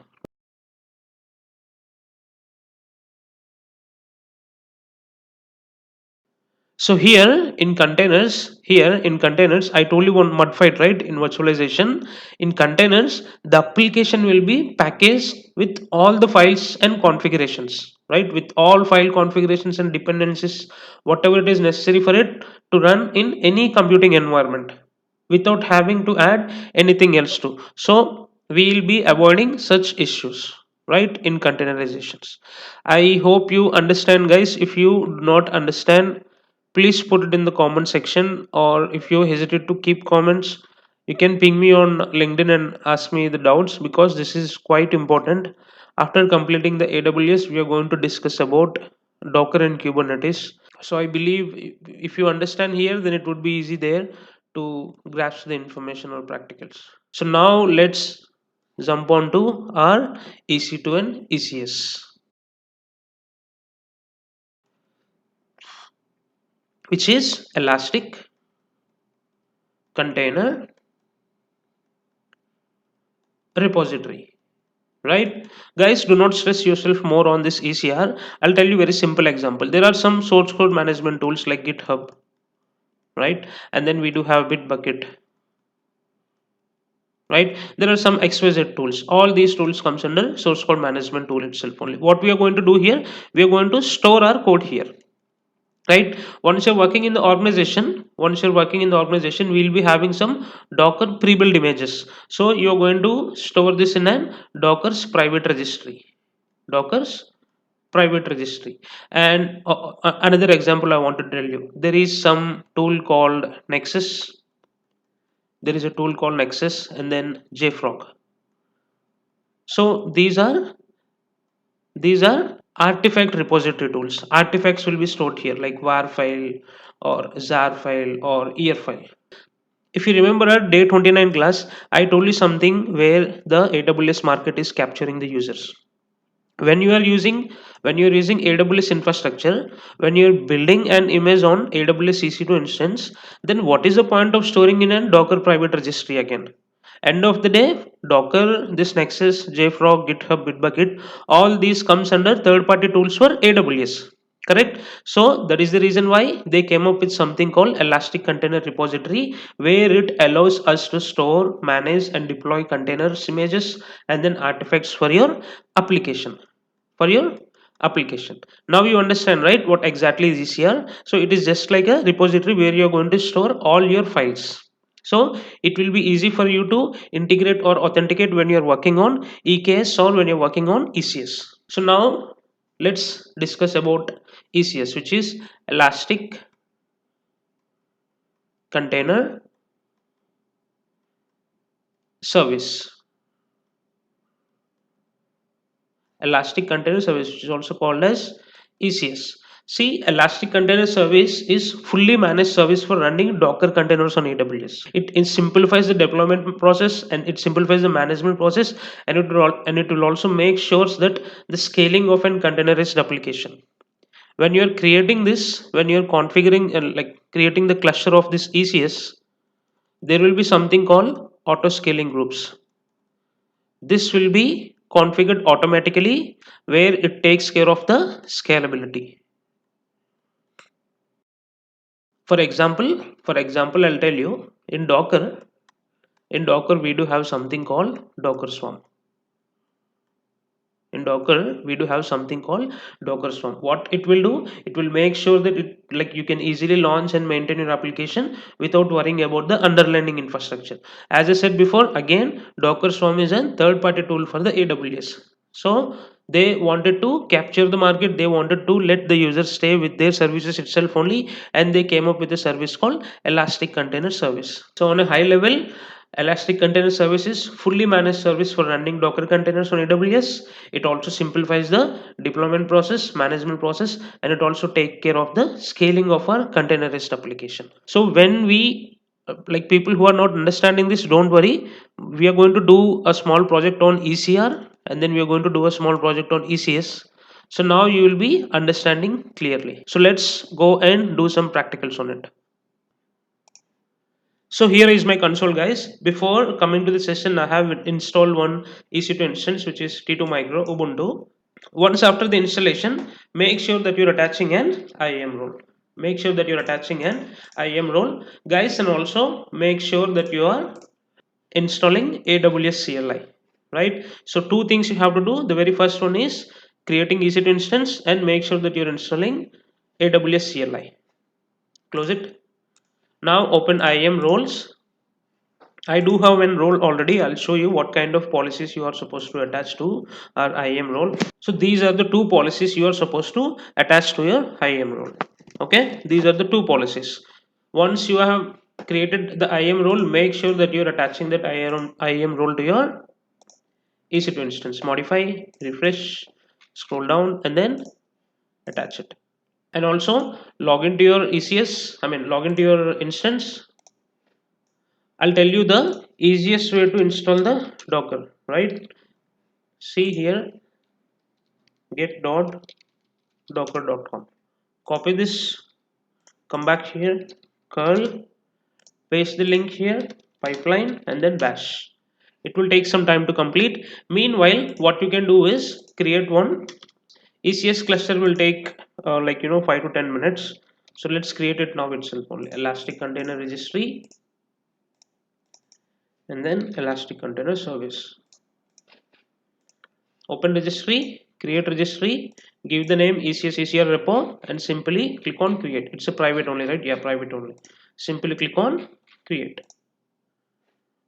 Throw it back, and then open ECS, create cluster, give the name as ECS testing, scroll down, don't select AWS Fargate. Fargate is again a serverless architecture. For now, select EC2 instance only. Tomorrow we are going to do a small project on AWS Fargate, right?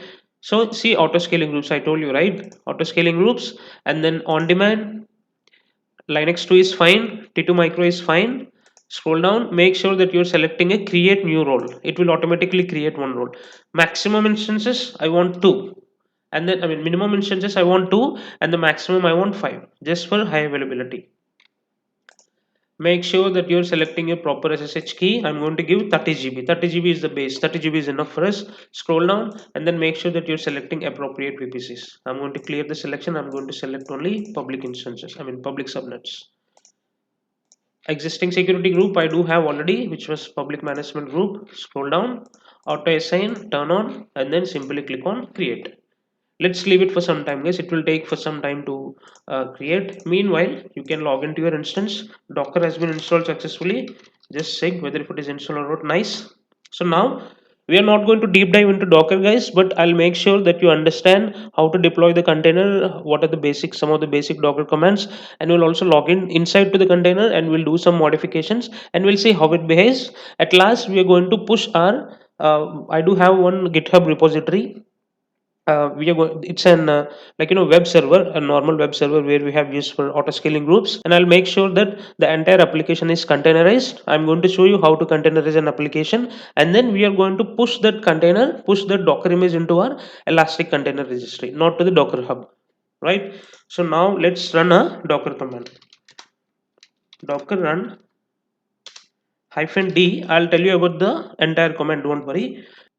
-name, I'm going to give the name as nginx 01 hyphen publish.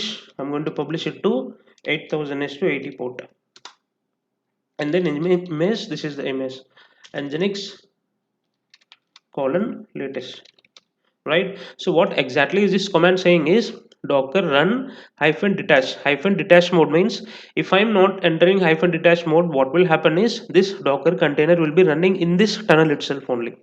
If I enter control C, then what will happen, the container will be stopped again. So for that reasons I am giving hyphen detach mode, and then hyphen name. What was the name I wanted to give? I want to give my container name as nginx. I have entered the wrong spelling. nginx 01 hyphen p means either it is port forwarding or publish. We are publishing it to run on 8000. Here what we are doing is docker if I access my public IP under 8000 port, I supposed to get nginx. Before, what we used to follow, we used to create one EC2 instance and then we used to run some 4 or 5 commands, and then sometimes nginx might gonna run and sometimes nginx might gonna corrupt. And even if you access it with the public IP, sometimes it will load slow and we'll see some latencies. But now you will see how it behaves. But now we'll see how it runs. Enter. Unknown flag. What it is? Unknown docker run hyphen d hyphen name, I think. Yeah, hyphen name nginx hyphen port. Enter. See, it is saying unable to find the nginx image locally, pulling from library. Where is this library? Let's see where is this library. See, this is my docker hub. These are my existing images. I have built it 2 years back, 1 year, 10 months, 7 months. So the image is downloading from the see, from here the image is downloading. If you want Jenkins, no need of installing Jenkins. You can simply take Jenkins image from the docker hub. We are in our environment, we are running on the same images itself only. We are working on, like, we are using master and worker architecture. This was signed out, I don't know why. If you watch here carefully, Kiran 2361993, this Kiran 2361993 is my registry, right? And then this testing means it's an container repository. It's not an container registry, it's my container repository. And if I click on tags, see, these are my images. Latest app worker image, latest app vote, it is also an image, latest app results, it is also an image. Now you understand, correct? If I come back here, see, our nginx image has been successfully deployed. Now let's see whether if it has been deployed or not. Docker ps. See, our container is running on 8000 port. Let's go and access it and see whether if it is really able to access it or not.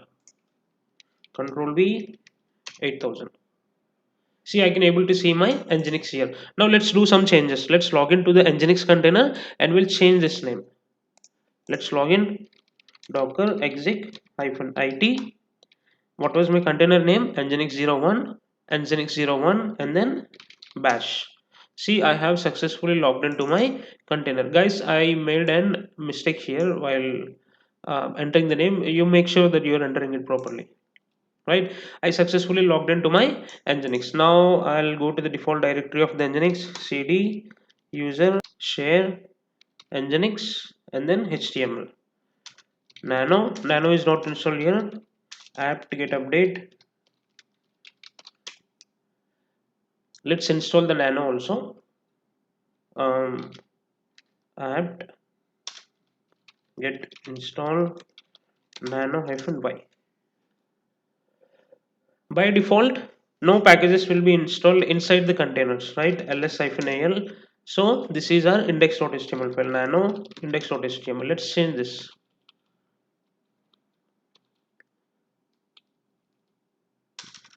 Welcome to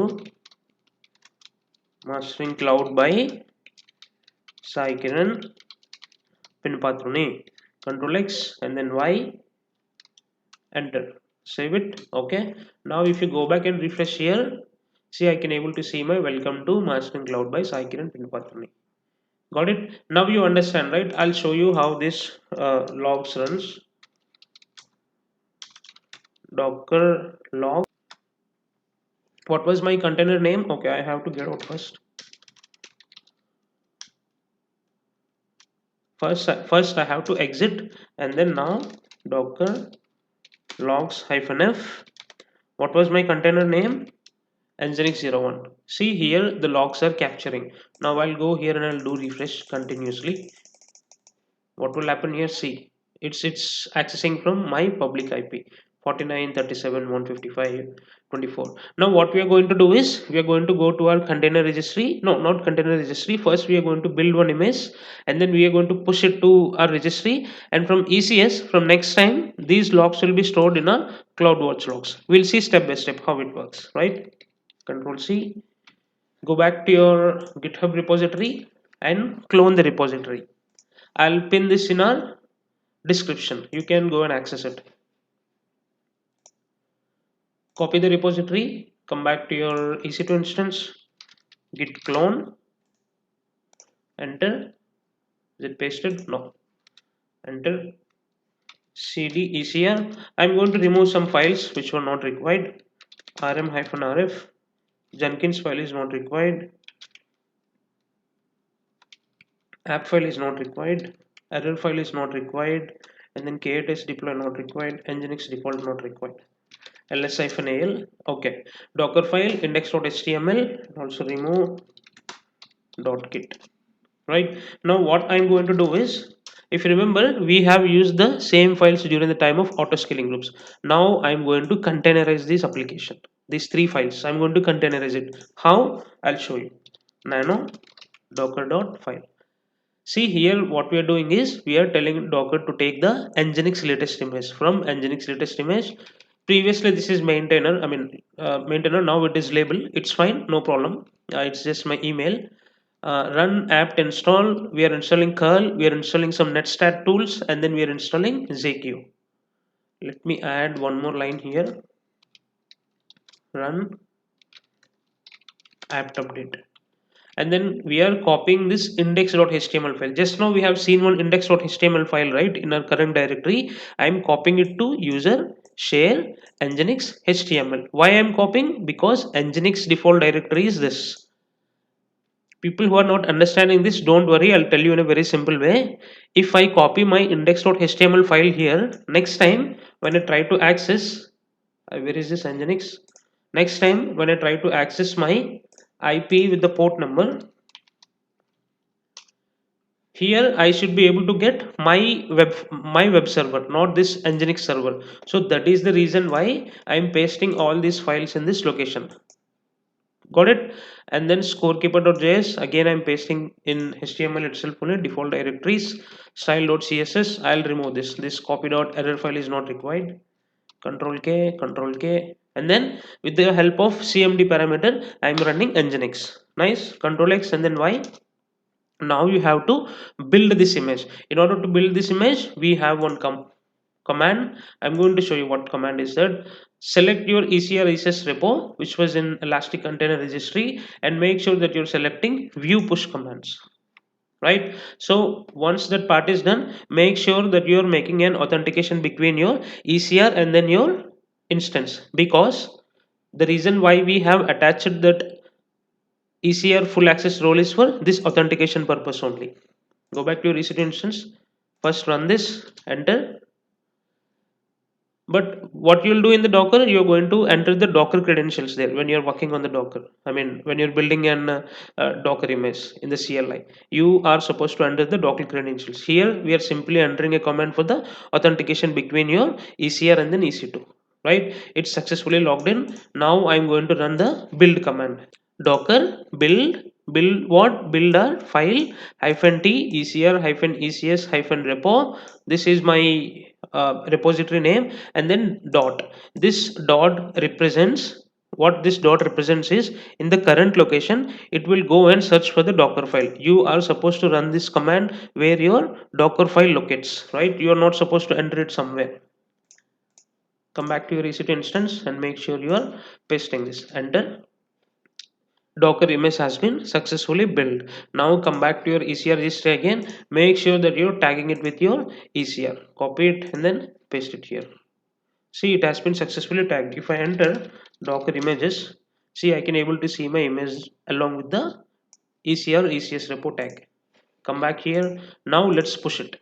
Let's push it to our Elastic Container Registry. See, the image is pushing to our Elastic Container Registry. Okay, the image has been successfully pushed. Now here comes the major task. Go to your cluster.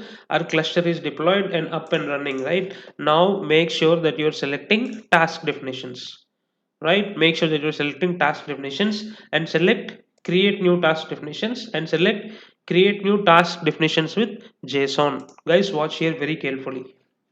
Open a new tab and enter AWS ECS, AWS ECS Nginx task definition. You will be getting one YAML manifest here.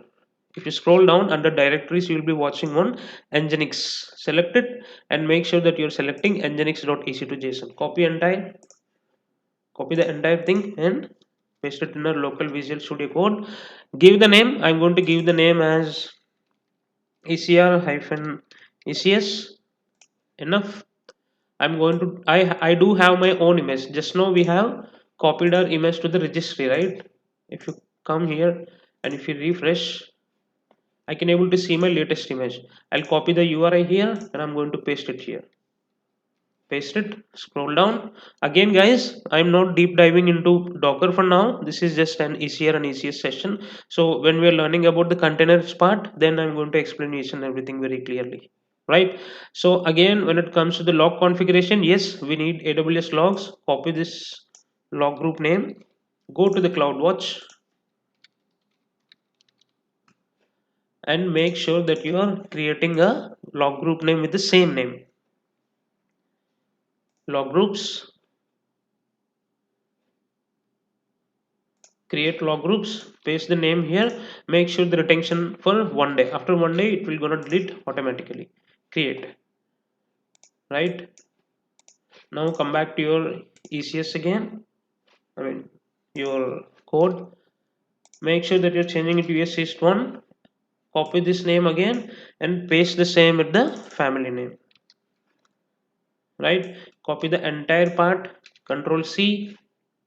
Come back to your ECS. Remove all these and then paste it. Simply click on create.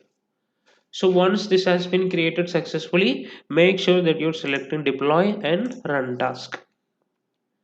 Here, when you're running the task, make sure that you're selecting the existing cluster. We do already have the existing cluster, so I'm leaving it for ECS testing, right?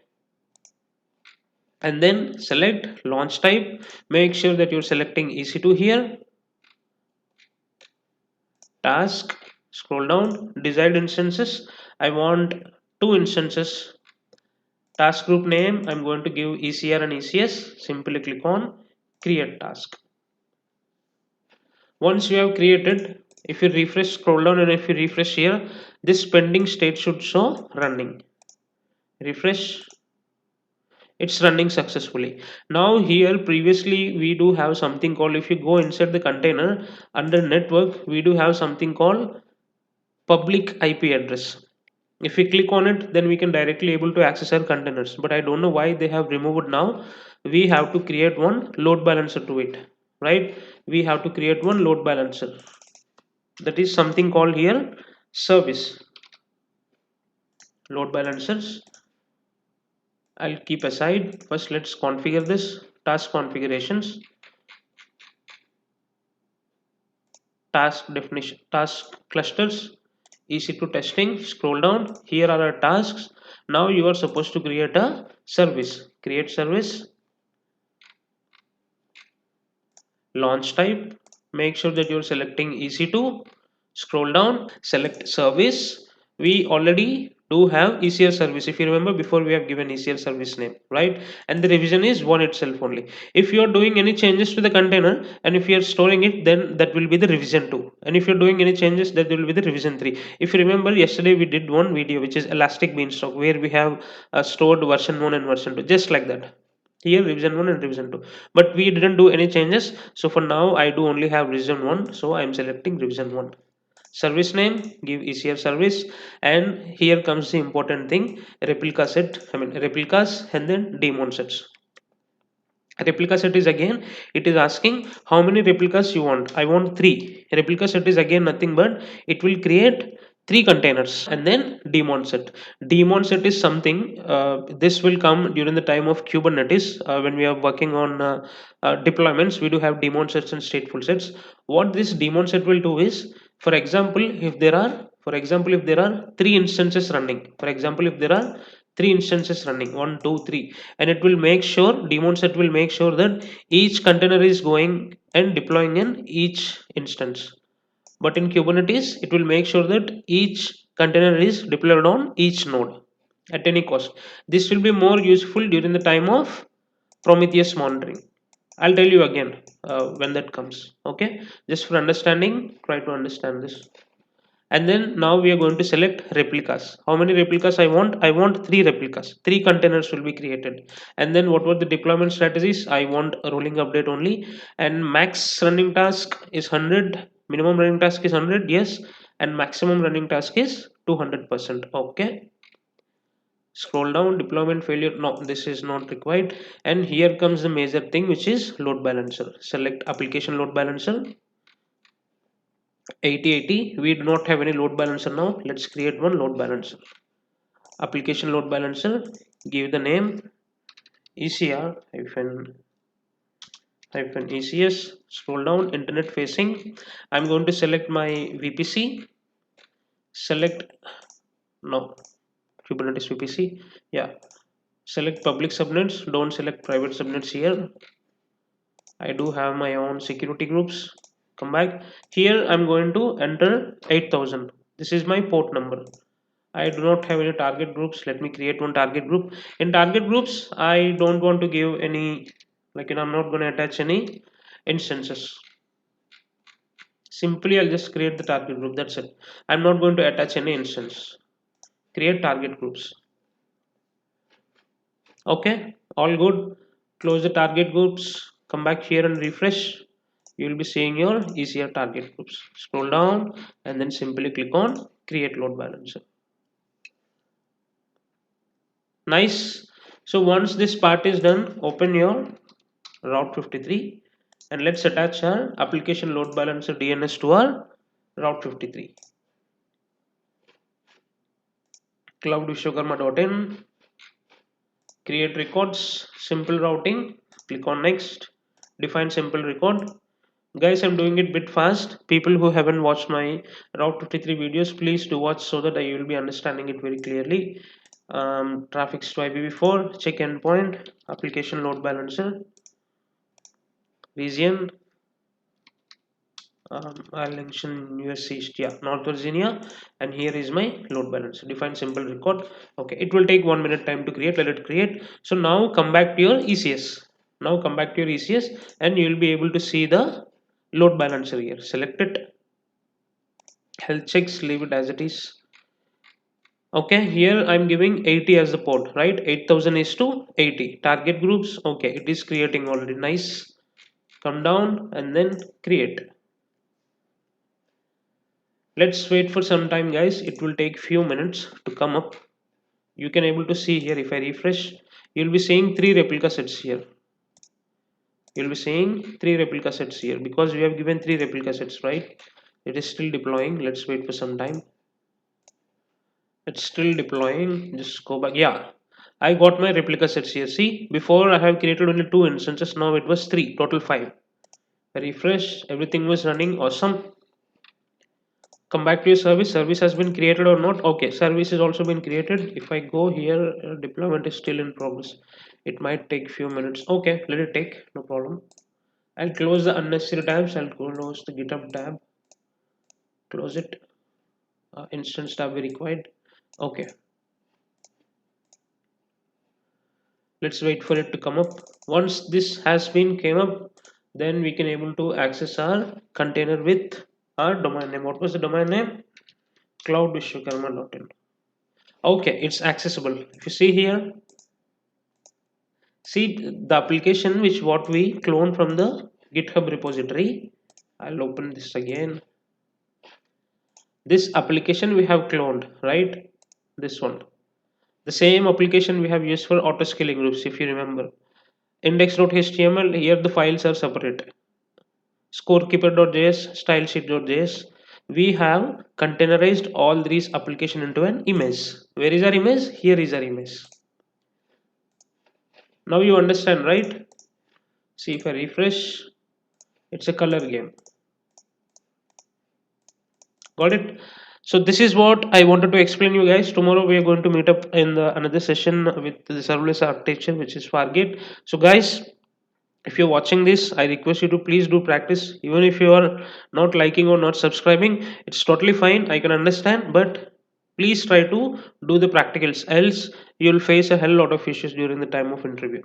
Nowadays, everyone is asking. I'm saying it again and again. Please don't take me in the wrong way. Nowadays, everyone is asking all real-time practice scenario questions itself only. Even if you don't have the DevOps experience, even if you don't have the Kubernetes or containers experience, it's totally fine. If you do practice, at least you can able to crack the interview. Once you go inside, the functionality and the tool functionality, everything is same, but the way of approach is different. They will be training you, they will be giving you KT sessions like that. So at least, even if they're giving the KT sessions, you should be in a place where to understand what they are saying, right? So in order to achieve that first, you have to do the practicals properly now. Got it? Thank you so much everyone, and we'll see you in the tomorrow's session. Have a nice day. Bye bye. Hi guys, good morning everyone. Welcome back to my channel. My name is Sai Kiran. Today we are going to discuss about AWS ECS with Fargate.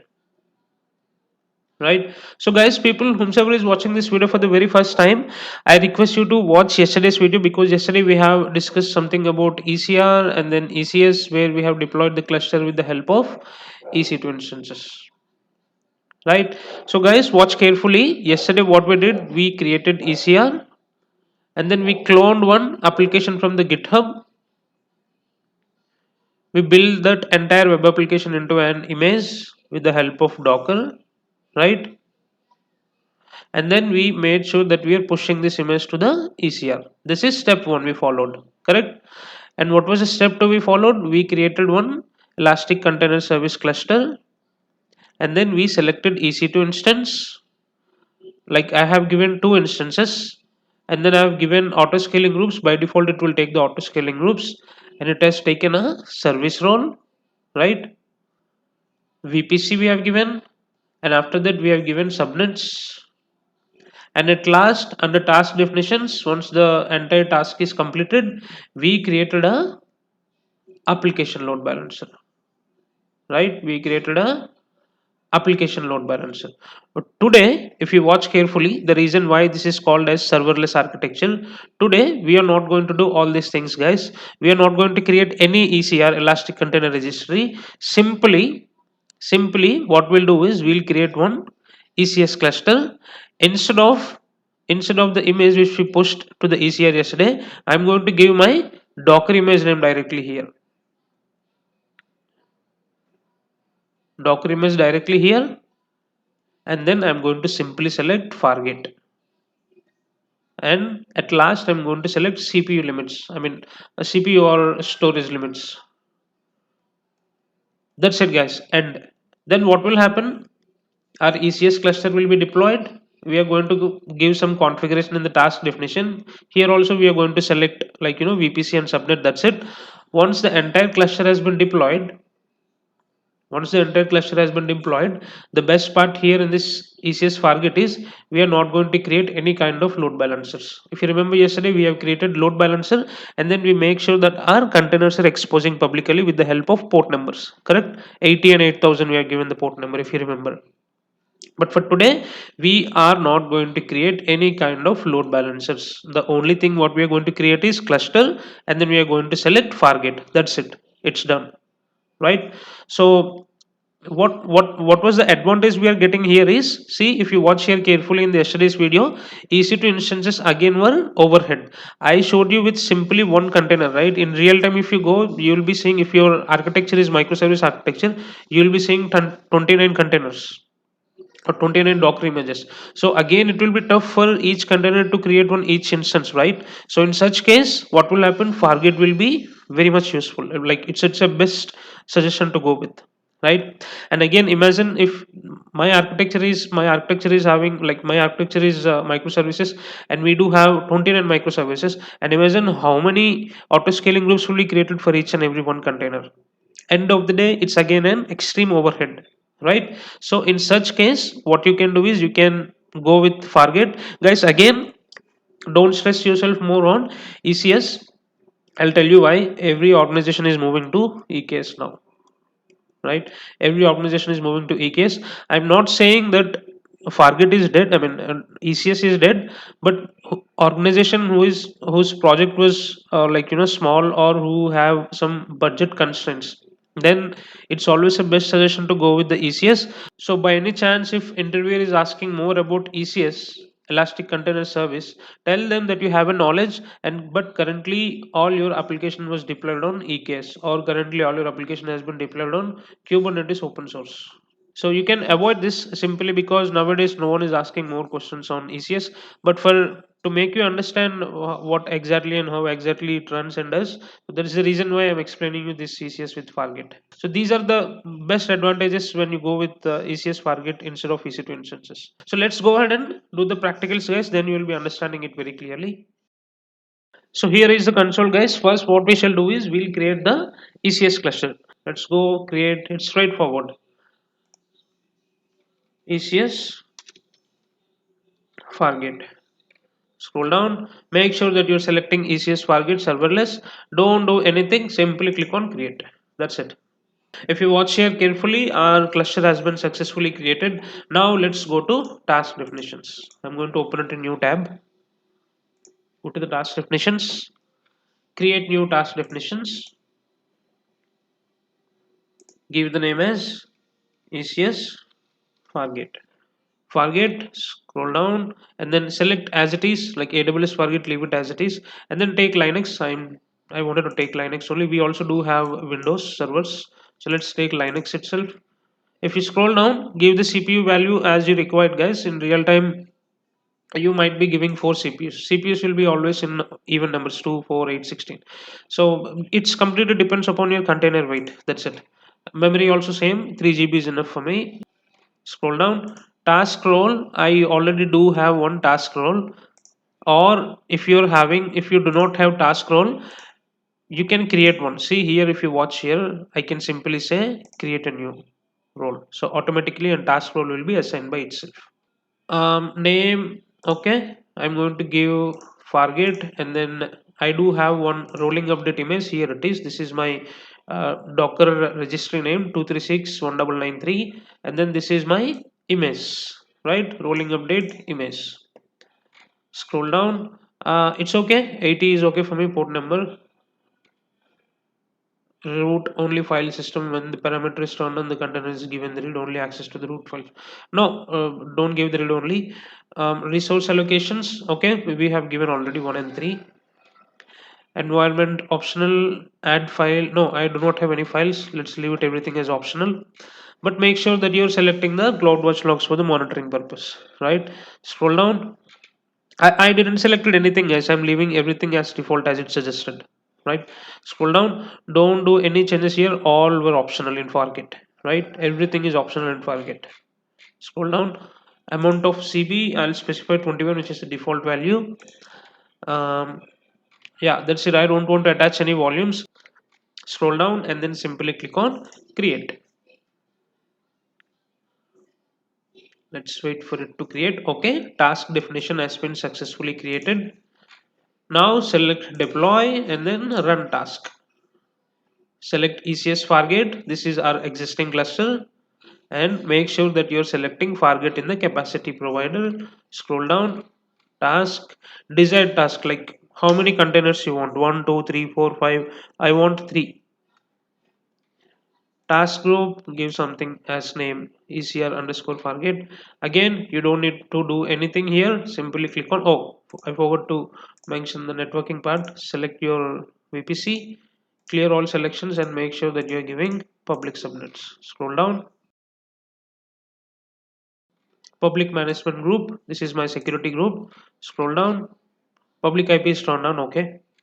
If you wanted to select private subnets, make sure you're attaching an add to it. Scroll down and simply click on create.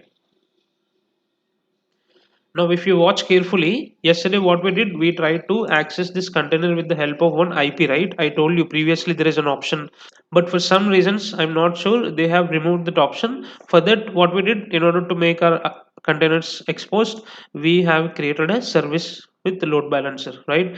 But for today in Fargate, we are not going to create any load balancers. In the backend, each and everything will be taken care by management itself only, AWS management. So if I open this container, I have ran 3 containers, right? If I open it, if you scroll down, there is a public IP here, right? If I open this public IP, I can able to see my container here directly. See, I can able to see it. But if you wanted to make sure that the SSL certificate is updated and a domain name want to be attached, then in such case, it's always a best practice to create a load balancer, and you can attach the DNS to your Route 53, right? Again, if I come back to the another container, this is the first container, I think. Okay, if I come to the second container, which is 02579, if I open public address, see, I can able to see my image here. This file you knew, right? You know what file it is. We have tested this during the time of auto scaling groups, if you remember. See, this entire image, scorekeeper.js, index.html, and then style sheet. We have containerized these 3 applications into an image, and that image is this image. Got it? So this is what I wanted to explain you guys. It's okay even if you're not practicing, don't stress small. As I said before, everyone is moving to the EKS. So tomorrow we are going to discuss something about EKS itself only. Let me see if it is EKS or anything.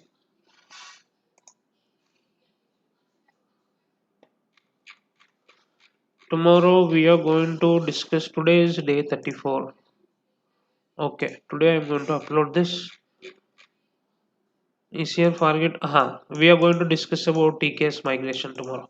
Post completion of this 4 days, then we'll be learning Docker and Kubernetes. Right? Thank you so much, everyone. Thank you so much for watching. We'll see you in the tomorrow's session. Have a nice day. Bye bye. Hi guys, good morning everyone. Welcome back to my channel. My name is Sai Kiran. Today we are going to discuss about Elastic Kubernetes, guys. Right? So we are going to do a small task with. I'm going to clone one GitHub repository, which is voting application, right? So before jumping onto the task, first let's rewind the yesterday's topic, which was ECS and ECR, where we have discussed. So what we did, guys, we have created one instance, right? And then we created an Docker engine inside the instance, and on top of the Docker engine, we have ran a containers. Correct? This is the pattern we have followed. Imagine there is an three-tier application. Imagine there is an three-tier application. Okay, there is front end, and there is back end, and there is database servers. So we are not going to deploy all these three servers in a single Docker host. Instead, what we are going to do is we are going to deploy front end here, and then we are going to deploy backend here, and then we are going to deploy database servers here. See, I'll tell you one small example. Let's say you do have a team of 5 or 6 members. So what kind of ethics and what kind of pattern we do follow? We do have scrum managers, right? We do have managers, we do have project managers and delivery managers and etc. Remember, if no one is there, remember is if no one is there to handle, there is no centralized team to handle you, then what will happen? At some particular point of time, your entire team will be demolished. You cannot deliver the application to the end user as expected. No one will be asking you even if you do a lot of escalations. Correct? So here in Docker we also do have something which manages from the centralized location, which is called as container orchestration, which is something called as container orchestration, which is Kubernetes, our very loving tool, and the other one is Docker Swarm. So let's discuss about the Kubernetes architecture later. But first, let's try to understand why people are moving from Docker Swarm to Kubernetes. Right? Docker Swarm is also a container orchestration tool, but why people are moving to the Docker Swarm to Kubernetes is Docker Swarm doesn't have namespaces. Docker Swarm doesn't have role-based access control. Docker Swarm doesn't have environment secrets. This is very important. Docker Swarm doesn't have readiness and liveliness probes, right? Health probes. Docker Swarm doesn't have this. And also the major thing is Docker Swarm doesn't have Helm charts.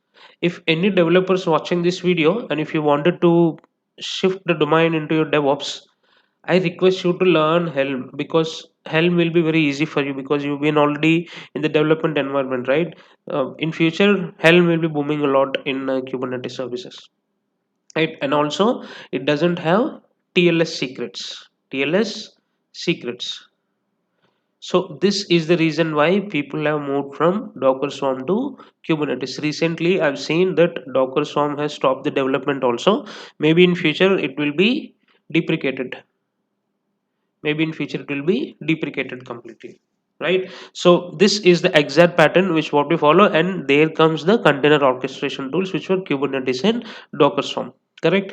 In interview they also might be asking you what is the difference between the Docker and what is the difference between Kubernetes, right? In a very simple terms, Docker engine is a container runtime to run containers, right? Docker is ultimately an engine. Docker doesn't manages the containers. Docker is an engine, right? This is an engine and it runs the containers. Docker engine is container runtime to run containers. Other engines we also do have, which were creo and then containerd, and then containerd. We do have many answers when it comes to the difference between Docker and KTS. This will be the simplest answer. And we also do have the other thing, which is Kubernetes. Kubernetes is an orchestrator which manages the containers, right? Kubernetes is an orchestrator, it is not an engine. It is not an engine. Kubernetes is an orchestrator which manages the containers hosts, and it will also make sure that there is no downtime in the application. It also makes sure that there is no downtime in the application. So this is the difference between Kubernetes and Docker, right? Now let's try to understand the Kubernetes architecture first, and we'll try to understand how does this EKS came into the game. Let's quickly draw the architecture. This is control plane. Let's keep it like this. Okay, this is control plane, and this is worker node, or you can call it as data plane, and this is also data plane 2. And inside this we do have pod 1 and then pod 2, and then here we'll be having kubelet and kube proxy. It's okay, I'll write there, no problem. Pod 1, pod 2, and here we do have kubectl where it interacts with the Kubernetes cluster in a CLI way. Got it? So now let me write it. Control plane, and this is data plane. This is also data plane 2. These are pod 1, pod 2, pod 1, pod 2, right? So guys, here there is a very major component. This is kubectl command line. The very first thing in the control plane is API server, guys, which is API server. I'll tell you one normal example, guys. Please don't take me in a funny way. There is my grandfather. Okay, there is my grandfather who is very strict. Our entire family is scared of my grandfather. Whenever I go out or whenever I come in, he'll be always asking me where I went, from where I'm coming. Okay, even if any new people are coming to my house, or if anyone is coming to our home to give any invitation, then that invitation should go to my grandfather itself. It should be on my grandfather name only, like he's such person. Okay, so API server is like that. Whenever someone tries to, I'll write one command here, kubectl or ku create deployment, ku create deployment app1 hyphen name, container name here, right? Hyphen name, container name, hyphen replicas are 3. I want 3 replicas. Now what I'm doing, I am creating a deployment with the name of app1, right? And how many replica sets I want? I want 3 replica sets with the container name, right? So when kubectl interacts with the API server will not go and deploy in worker node, guys. Instead, what will happen is there is something called etcd. There is something called etcd. This is something like database. So what will happen is whenever my grandfather gets an invitation, he will not keep in his pocket and he will roam around. Instead, what he will do, he will keep all the newspaper at one place, he will keep all the invitation card at one place, and he will keep the money or whatever is there, he will keep everything in a particular pattern, right? In such way, whenever an information is taken by the API server, what API server will do is it will store all the task information in the etcd, right? And only API server does have the access to the information in the etcd, right? And again there is something called scheduler.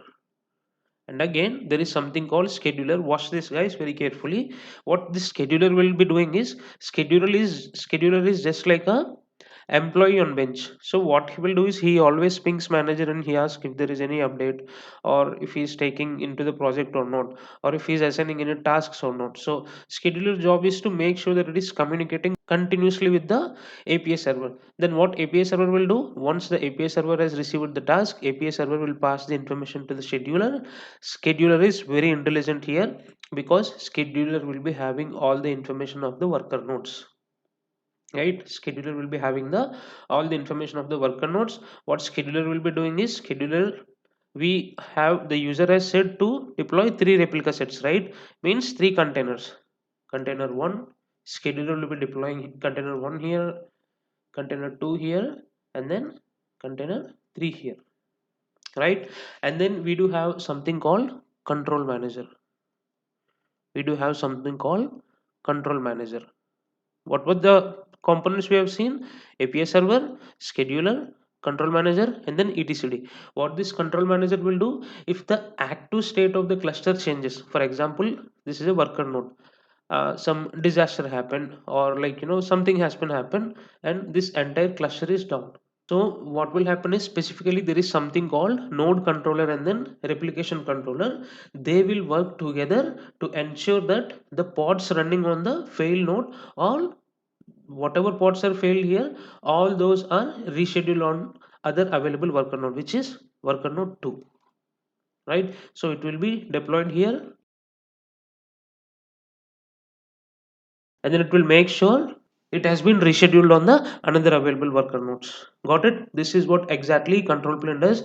And there comes the other two things, which lies in the worker node itself. One is kube proxy, and the other one is kubelet, right? Kubelet and then kube proxy. What this queue proxy will do is, I'll tell you. For example, now we are going to do one deployment after this, right? So, and then we are going to deploy it with the help of service type was cluster IP, right? Cluster IP. We are going to deploy one web application. So once it is deployed, a unique IP address will be created, right? A unique IP address will be created for this deployment. Next time when you try to access this container, or when you try to access this container from the kubectl to here, so in between you cannot access it directly. What kubeproxy will do here is, kubeproxy will make sure that it is routing the routes exactly to the particular container. Got it? That's what exactly kubeproxy does. And guys, I got an interview question on kubelet. I didn't answer, but once after the completion of interview, I asked the interviewer and he told me all the components whatever is there, API server, scheduler, control manager, etcd, and then this kubeproxy, all these will be running as a pods only, right? All these will be running as a pods only. Only kubelet will be running on a daemon service. Only kubectl will be running on a daemon service. Now you understand, right? I'll tell you something now. For example, if there is a control plane, just now we discussed, or master node or worker node. If this both were managed by the customer, then it is called as self-hosted. Kubernetes cluster, right? Or if end of the day, what will happen is, if you keep managing this master node or control plane, at one particular point of time the management overhead will be increased. In such case what will happen is this control plane will be managed by cloud providers.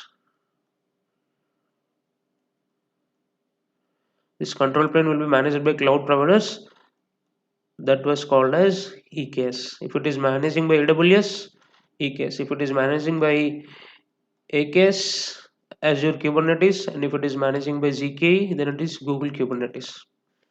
Got it? Now you understand why it is called as EKS. So let me minimize this and take you to the console. We can do the practicals. Here is the console. Before coming to the session, I already deployed the cluster, because the cluster deployment will take more than 20 minutes of time. But I'm going to tell you how to deploy the cluster, right? So before deploying the cluster, make sure that you're creating one IAM role with the administrator access. Not role, I'm sorry. You have to create one IAM user with the administrator access. I'll show you the policy. See, I have given the administrator access. Got it? So once that part is done, come back. Once that part is done, make sure that you're creating one T3 medium. Instance. I have taken Linux AMIMS 2023. Got it? We are going to install the control plane from this instance itself, only from the server which what I created. Forget about these two instances. Once after the entire cluster has been deployed, then you can able to see these two nodes. Got it? So I'm going to explain you step by step how you can able to deploy the cluster. Once after the logging into the instance, I have taken T3 medium, so you can also take T3 medium or T2 medium or something, and then make sure that you're running AWS configure. Once you run AWS configure, make sure that you're entering the access key and secret key, and then region, and then JSON. Got it? Once that part is done, make sure you're staying at user local bin. It's okay even if you're staying in the root location, but you have to move this. This is a file where it's going to download the kubectl, right? You are going to move this file to the user local bin. You have to add one more command here. So don't get confused. Before that, what you can do is move to the user local bin and then run these commands, right?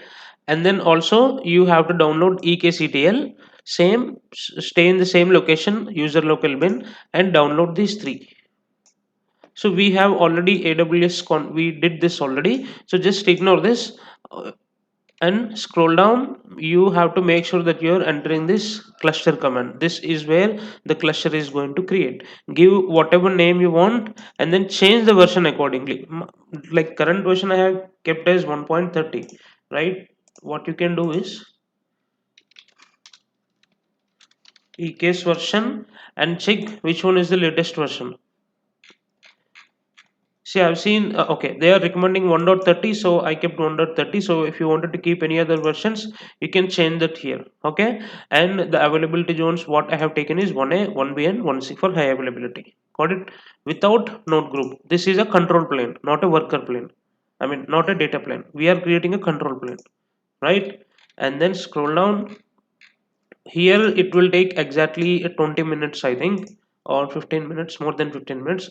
So once that part is done, make sure you're installing oidc. This is the command. So once this part is done, then you can install this.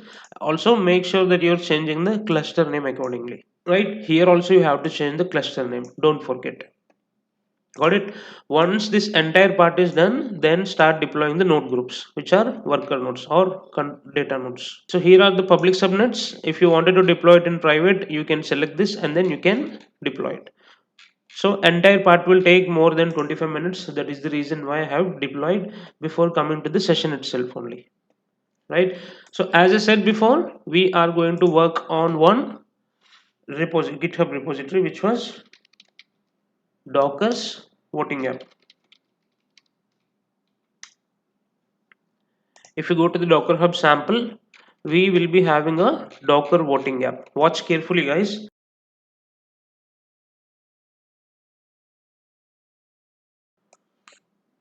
There is one web application, three-tier web application. Okay, I'm going to show you now. We are going to deploy the same application. So here, this is front end, guys. Watch carefully. This result and this hot. This is a three-tier application. This is front end. Got it? And this Redis and then this worker node. I mean worker. These both are backend. And here this is Postgres, this is database, this is entire three-tier architecture. We do have image for the auth, we do have image for the result, we do have a Redis image, we do have a database image. Imagine how tough it would be if you are deploying the same on EC2 instances. Right now we do have containers for each and everything. We have containers for what, we have containers for result, containers for Redis, containers for worker, and database we also do have the containers. Got it? Now what will happen is, I'm going to take one more picture again to avoid the confusion. Now what will happen is, whenever a user votes here, there is an web application called cats versus dogs, right? So whenever an user votes here, what will happen is the vote will be displayed in the vote will be displayed in the result server. The vote will be displayed in the result server. Okay, whenever a user votes here, the vote will be returned to the Redis, and what Redis will do, Redis will cache the memory and it will pass the information to the worker node. Got it? And worker node will store it in database, and here we'll be having one persistent volume. I'll show you in the YAML manifest. What this persistent volume will do is, in case if this database is down, still the persistent volume will be having the metadata, so it will pass the information. Okay, now what we can do is, I'll take you to my, yeah, here, eks.deployment.yaml. I'll explain you step by step. If you do not understand, that is fine, guys. As I said before, it's okay. This is EKS session. Like later, we are going to learn each and everything. First, we are deploying the Redis. right? What did I said for the Redis? Redis is an remote dictionary server. Got it? So what it does is it is mainly used for caching the memory for the high performance applications. That's the sole nature of the Redis. So here what Redis is doing is, once after the deploying, we are accepting the Redis, I mean we are accessing the Redis on a port number of 6379, and here is the Redis image, which is Redis colon Alpine. Now we are exposing the Redis on service type of cluster IP as none. If something is written as cluster IP as none, which means headless service. What exactly is this headless service? I'll tell you. Guys, if you do not understand what I'm saying now, in the next few seconds, pause the video, go back to the Kubernetes architecture. There I have told you one kubeproxy thing. Kubeproxy, what it will do, it will make sure that it is taking the information from the API server, and it's going to route the traffic exactly to the particular container. So kubeproxy will takes care of that. And once the deployment has been deployed, what it will do, it will assign an IP to it, right? So if you do not understand what I'm saying now, just go back and listen that again, and if you come back here, I'm 100% sure you will be understanding it clearly. When we are exposing via service and the cluster IP or node port or whatever it is, if it is none, which means headless service. Service means what? Kubernetes doesn't assign any cluster IP to the service, right? Kubernetes doesn't assign any cluster IP to the service. Instead, what it will do, it will provides the DNS entry that maps directly to the IP address of the pods. Understand, right? It will assign a DNS entries. What we can do with the DNS entries, that will map directly to the IP address of the pods. Got it? So that is the reason why we call it as headless service. So now let's go to the database, and then again we are deploying database deployment. I forgot to tell you something here. How does service know that it is exposing only these Redis? Is Kubernetes plays very crucial role on labels. Entire Kubernetes plays a very crucial role on labels, guys. And then we do have something called database. Here we are taking, first let's deploy the database, right? This three hyphens is there, right? That separates the manifest. Okay, don't think that is also a code. This three dots will separate the YAML manifest. Like, just to break it down, we have mentioned like that. Got it? Now let's deploy the database. What database we are taking here? Deployment. We are doing deployment, and then we are taking Postgres 9.4, right? And on what port we are accessing? 5432. And here is my Postgres username and password. In real time, we are not going to give username and password like this. We are going to do some encryption. I'll tell you later, don't worry, right? And I am exposing my Postgres on service, I mean service with type cluster IP none. Again, it is an headless service. Understand?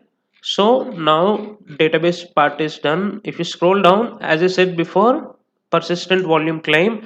The reason why we are attaching, like deploying persistent volume claim here is, imagine for some reasons if the entire database is down, this entire database is down, then the metadata should be stored here, right? This persistent volume claim will be communicating with the, this persistent volume claim will be communicating with what? Communicating with the worker node. Got it? That is the reason why we have implemented persistent claim. And here comes the major thing. Whenever you are voting, whenever you are deploying this application, or whenever you're deploying this manifest file, what will happen?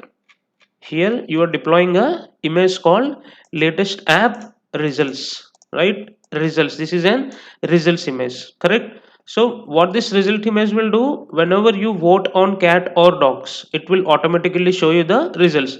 That is the reason why we are exposing this results container to the network load balancer with the help of service. Here it is, type is load balancer, right? And then again we also expose one more application called voting application. This is vote application. Wait, this is the deployment. We are deploying it. I do have this image already in my GitHub, like Docker Hub repository. So this is my image, this is voting image. I am deploying. Once after the deployment, I am exposing with a service called network load balancer. Guys, don't take me the wrong way. Again, I'm saying these 2 points, like whatever I said, results and then vote. If you do not understand, don't worry, like give me just few minutes. I'm going to deploy now and then I'm going to come back here, then you'll be able to understand clearly. Got it? This is the worker node. Here we are not going to expose this application, instead just like a headless service as we discussed for Redis and a database. I'm going to copy this entire code, copy it, go back to your instance. This is my management server, nano deployment dot yaml, enter, and I'm going to paste it here, control X Y, kubectl get pods. Any pods are running? No. I'll show you my nodes. What were the nodes? Here are the two nodes. I'll show you one more thing, hyphen o wide, where you can see with the particular IPC. Got it? Now I'm going to deploy my deployment. Ku apply hyphen f deployment.yaml. Okay. Alias ku equal to kubectl.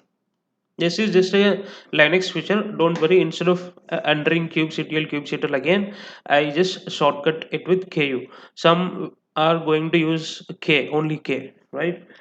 Ku get pods. Next time I don't need to type entire kubectl. Get service. Let's see if any service is there. No service, right? Now I'm going to deploy our deployment. Apply hyphen f deployment.yaml. Let's wait for it to deploy. Okay. Ku get deployments. Okay. All the entire application has been deployed successfully. DB, Redis, results, out, and then worker. Got it? And then I'm going to see what all the services were deployed. Ku get SVC. See, two load balancers have been created. One is for result, another one is for vote. Now let me open my load balancer. I'll open load balancer and I'll try to access it with my load balancer DNS. Meanwhile, what you can do is go to your admin. Guys, by default, you will not be having access to the EKS cluster directly from your account. You are supposed to create some roles for it. It's okay. Now I'm not showing what kind of roles you are now I'm not showing what kind of rules you have to create. Instead, I'll show you something. See, I can't see any deployments or stateful sets or daemon sets. Starting of the session, I told you to create one IAM role, right, with administrator access. Correct? Go to the credentials and try to access it.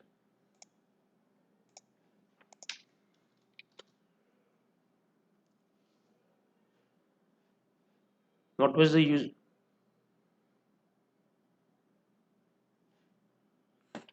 My username is admin and then my password. Okay, let it log in. Meanwhile, come back to the load balancer and see whether if it is up or not. Go back. Okay, two load balancers are up. Don't get confused. I'll explain you slowly now. Copy the DNS, paste it. See this. I'm sorry, guys. This is the vote app. Actually, this should be public, right? Public should vote. If you are in the session, you should vote. If I am in the session, I should vote. I should be able to access this DNS and I should be able to vote it. That is the reason why this is what? This is voting application, right? This is what? This is vote application, correct? If you come back, see, this is the vote image container and we have exposed it with the load balancer. Now you understand, right? And again if I go back to the another load balancer, where is my another load balancer? Here it is. If I copy the DNS, this is for result.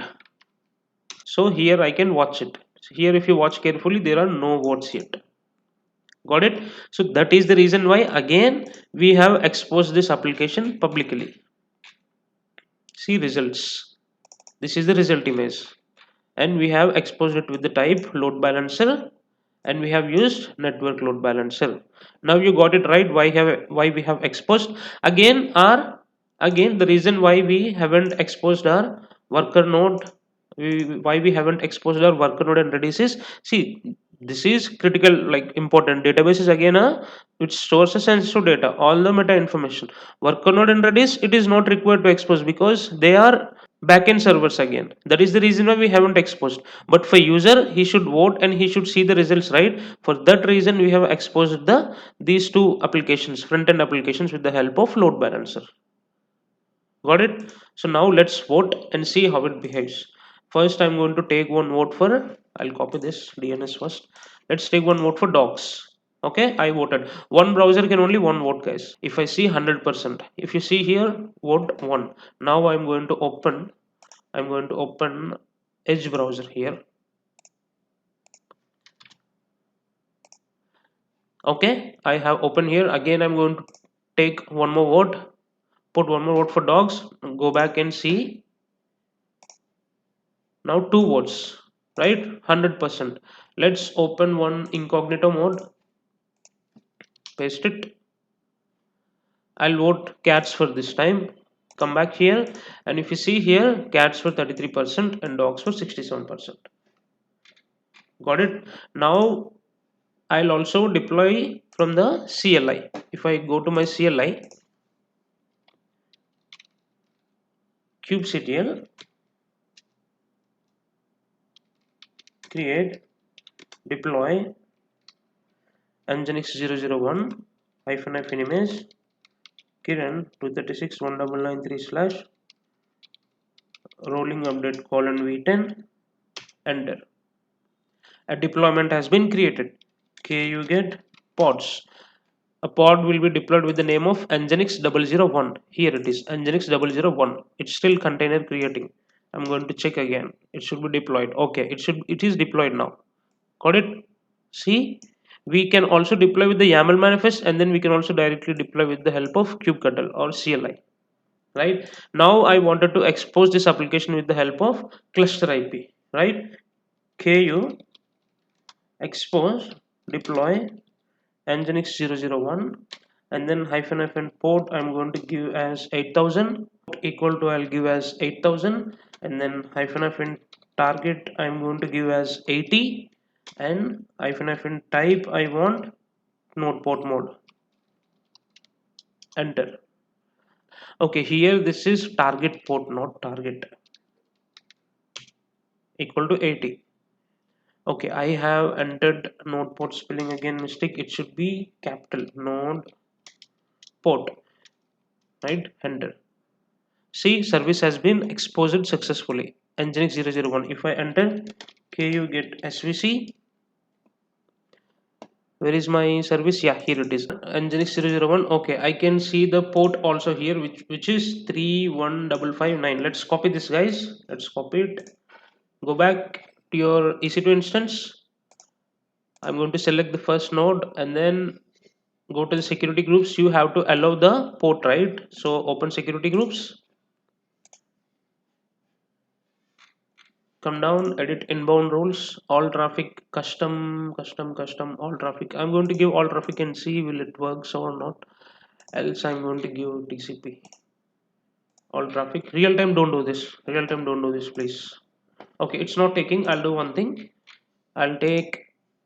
However, this all traffic is there, right, for custom 00. Okay, I guess I can directly go and access it.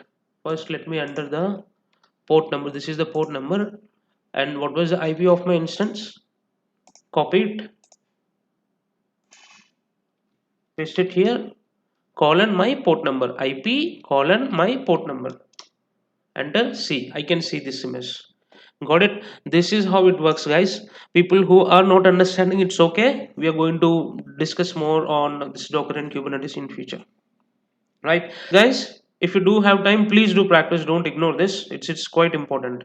Like also understand the each and every line what it exactly does, like what redis does, what postgres does, and then what what how service is capturing the deployment, how the labels are working. Like see the basics if you do have time. Got it? Thank you so much everyone, we'll see you in the tomorrow session. Happy weekend. Bye bye. Hi guys, good afternoon everyone. Welcome back to my channel. My name is Sai Kiran. Guys, today we are going to discuss about a new service called AWS Amplify, guys.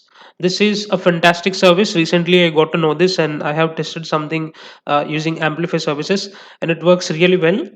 So first we'll try to understand what kind of advantages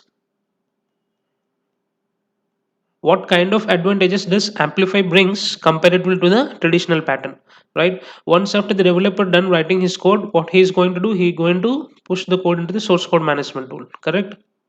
And then as a DevOps engineer, our responsibility is to configure EC2 in order to deploy it right from the beginning. And then we need to configure RDS for the database, and for the storage we need to configure S3 and etc, some of the services, right? So and then we used to manage the backend configuration, create SDKs, or we used to manage each and everything from the console or AWS CLI, right? And then for deployment, this is the major task. We used to configure Jenkins for continuous deployment and continuous integration, or AWS native tool which is CodeDeploy, correct? For example, if you take storage, again we used to configure databases or S3, right, etc. For hosting, again we used to create not a secure socket layer, Route 53, which is a dash called as DNS as a service, right? We used to create hosted zones here, and then we used to take one domain here, correct? We used to follow all this pattern, and then also at end of this, we are going to create something called ACM, which is Amazon First Certificates Manager. We're going to update the SSL certificate, correct? But now, if you watch carefully, what does this AWS Amplify will do is it provides managed backend service. It provides managed backend service, which means it will automatically, like it will Amplify will take care automatically setting up and configuring AWS resources based on your application requirements, based on your application requirements. What was the application here? Ours is, I do have already a GitHub repository. I stored it in the GitHub repository. I'm going to show you. So this is my React application. I have downloaded this from the internet sources. I haven't did anything from the scratch because I'm not a developer, but I do understand the entire code and its functionality, right? So today what we're going to do is, this is something which is related to the serverless architecture, guys. We are not going to create a single instance, and we are not going to select any single VPC or single security. The only thing what we are going to do is, we are going to just give our repository link and then branch name. That's it. Right from the deployment to right from the testing to deployment, it is going to take care right from the first to last. Understand? So let's go to the console and do some practicals. Type Amplify here, AWS Amplify, open it. This has been launched in 2017 itself only, but I'm not sure why no one has tested this. This is really good. Look at the interface, all in purple color. Create new app and make sure you're selecting GitHub. If you're having Bitbug repository, or if you're having CodeCommit, which is the AWS cloud native tool, GitLab, you can go ahead and select it. Select GitHub. I do have my repository in GitHub.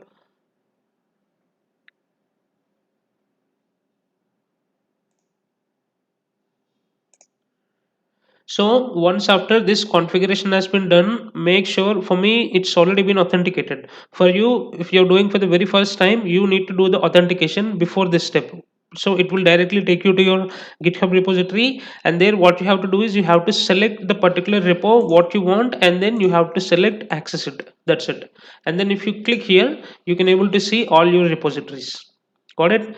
So I'm going to select React application. This is the application which I wanted to test. Simply click on next. give the name whatever you want, and we are not going to give any kind of front end build commands because we already do have the YAML file here. So we are going to run this. So now you can ignore this, simply click on next. Let's see if there is anything in advanced settings. Okay, Amazon Linux default image it is taking, let it take. No environment variables, no packages enable SSL rendering, no, not required, and then simply click on next. It will take some time here, let it take. It's going to check whether the region and the account is available for this using this resource or not. Okay, it says good, and let's click on save and deploy. That's it guys, nothing to do again.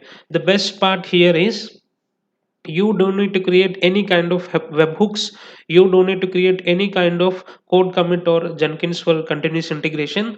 What you can do is you can simply go and do all the modifications here. You in the sense you developer, if he goes here and then if he does any kind of modifications here, then what this Amplify will do is it will automatically notice that there is a change in our GitHub repository and it will trigger the job again, right? You don't need to do, and it will trigger at very fast speed. I'm going to show you now. Let this deployment completes. And also another thing what you have to do is you have to make sure that copy this, go to the build settings and paste this in the YAML amplify.yaml file, save it.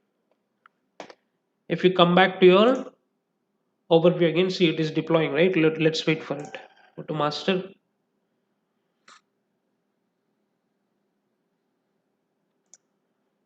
See it is deploying.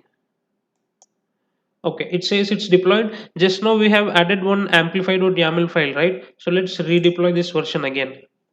It will take that build file and it will run accordingly, because in the build file we do have some predefined commands, npm install and npm run build. So for that reason we are running the build again. Let's wait for it. So completed backend build. Okay, let me see if it is completed or not. It's going to show a green color here once if it is completed. Okay, we do have an error bad request message request failed with stands code 4. Okay, 404 is common, no problem. Failed to process of the environment. We haven't given any environment secrets. Okay, the building has been started here, starting front end build. Nice, pre-build, executing commands npm install. Okay, up to date audited 1572 packages. It says deployed. This is the first one. Okay, it's still deploying. Let it deploy. See how easy it is. Basically for such kind of React applications, what we have to do once after the developer done his task, we have to create EC2 instance, we have to create storage, we have to create the RDS, and then we have to create all the necessary services whatever we required. Like and the complexity of configuring all these services is you have to make sure that all the network part is good. So to avoid,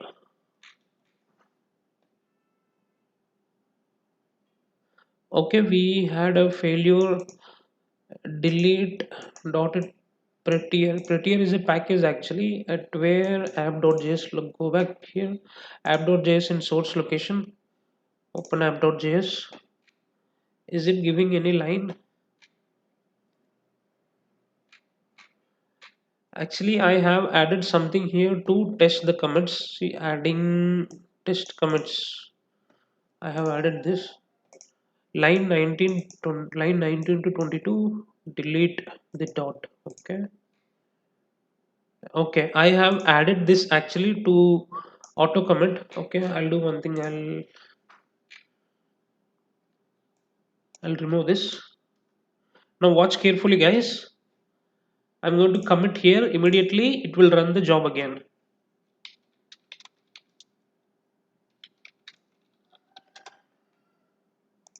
Commit changes. If you come back here, see the job is running again.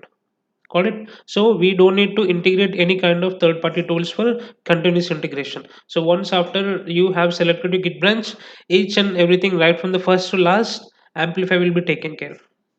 Let's wait for it. Let's see. Completed front-end build. Completed successfully. Uploading cache artifact. Okay, uploading cache artifact. Cache completed. Upload process. Uploading environment cache artifacts. Okay, it says the deployment has been completed. Nice. Now let's access this with the help of the domain link which what it is provided. Select it, open. We got this, guys. See, this is what I wanted to deploy. If you watch carefully, we don't need to do any kind of configuration for the SSL certificate. See, SSL certificate is also been updated. This is far more better than elastic beanstalk. Actually, the pricing is also very less for this. They are giving 12 months of free trial for this AWS Amplify also, right? This as I said before, I have downloaded this from the different sources. This is not me who built right from the first to last. So just for the testing purpose, I wanted to show you this, how you can deploy an React application using Amplify. Right, if you scroll down and see, these are the actually this is a site where it delivers free templates, code paste. See here, right? So this is what I wanted to show you guys. If anyone is asking you in interview, or if your team is asking you what is, like, if your developer is asking you what is the best way to test or deploy the application, you can suggest them this Amplify. Even developers can do it by themselves. They don't need to rely on DevOps engineers or admins or someone. What they can do is they can simply configure Amplify. They have to give the GitHub repository there, and simply they can click on deploy. Got it. So this is what I wanted to show you guys. If you do have any doubts, please put it in the comment section. Also, do ping me on LinkedIn if you do have any doubts. So that's all for today. We'll see you in the tomorrow's session. Tomorrow might be the last session for the AWS, I believe. Let me open my mastering AWS repository.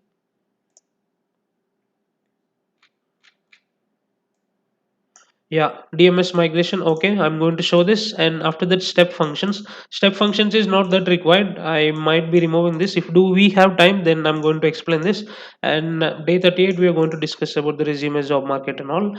And from June 25, from June 25 Tuesday, I'm going to start Docker and Kubernetes. Right? It will take 30 to 35 days between to complete that. Got it. That's all for today. We'll see you in the tomorrow's session. Have a nice day, everyone. Bye bye. Yes, good afternoon, everyone. Welcome back to my channel. My name is Sai Kiran. Guys, today we are going to discuss about some of the services. If you do not have time, you can ignore this video. But if you do have time, I request you to watch this video, because we are going to discuss something about cost optimization, and then we are also going to discuss about the security best practices. Right. So first, let's try to understand what exactly is step functions.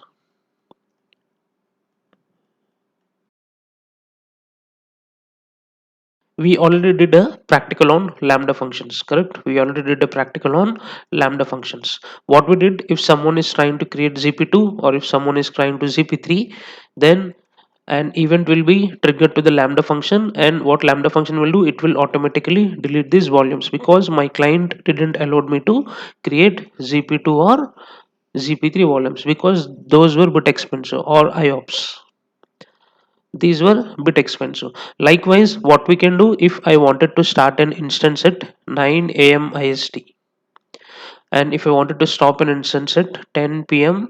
IST, in such case we can also use Lambda functions, correct? But the major disadvantage in the Lambda function is, watch carefully guys, Lambda function does have only 900 seconds of timeout.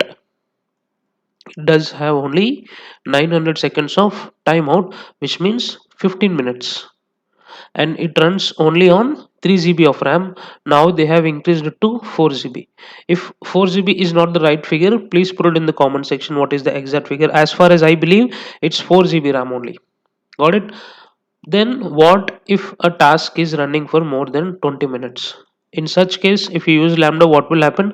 This task is going to fail, right? Because the timeout is only 15 minutes. Got it?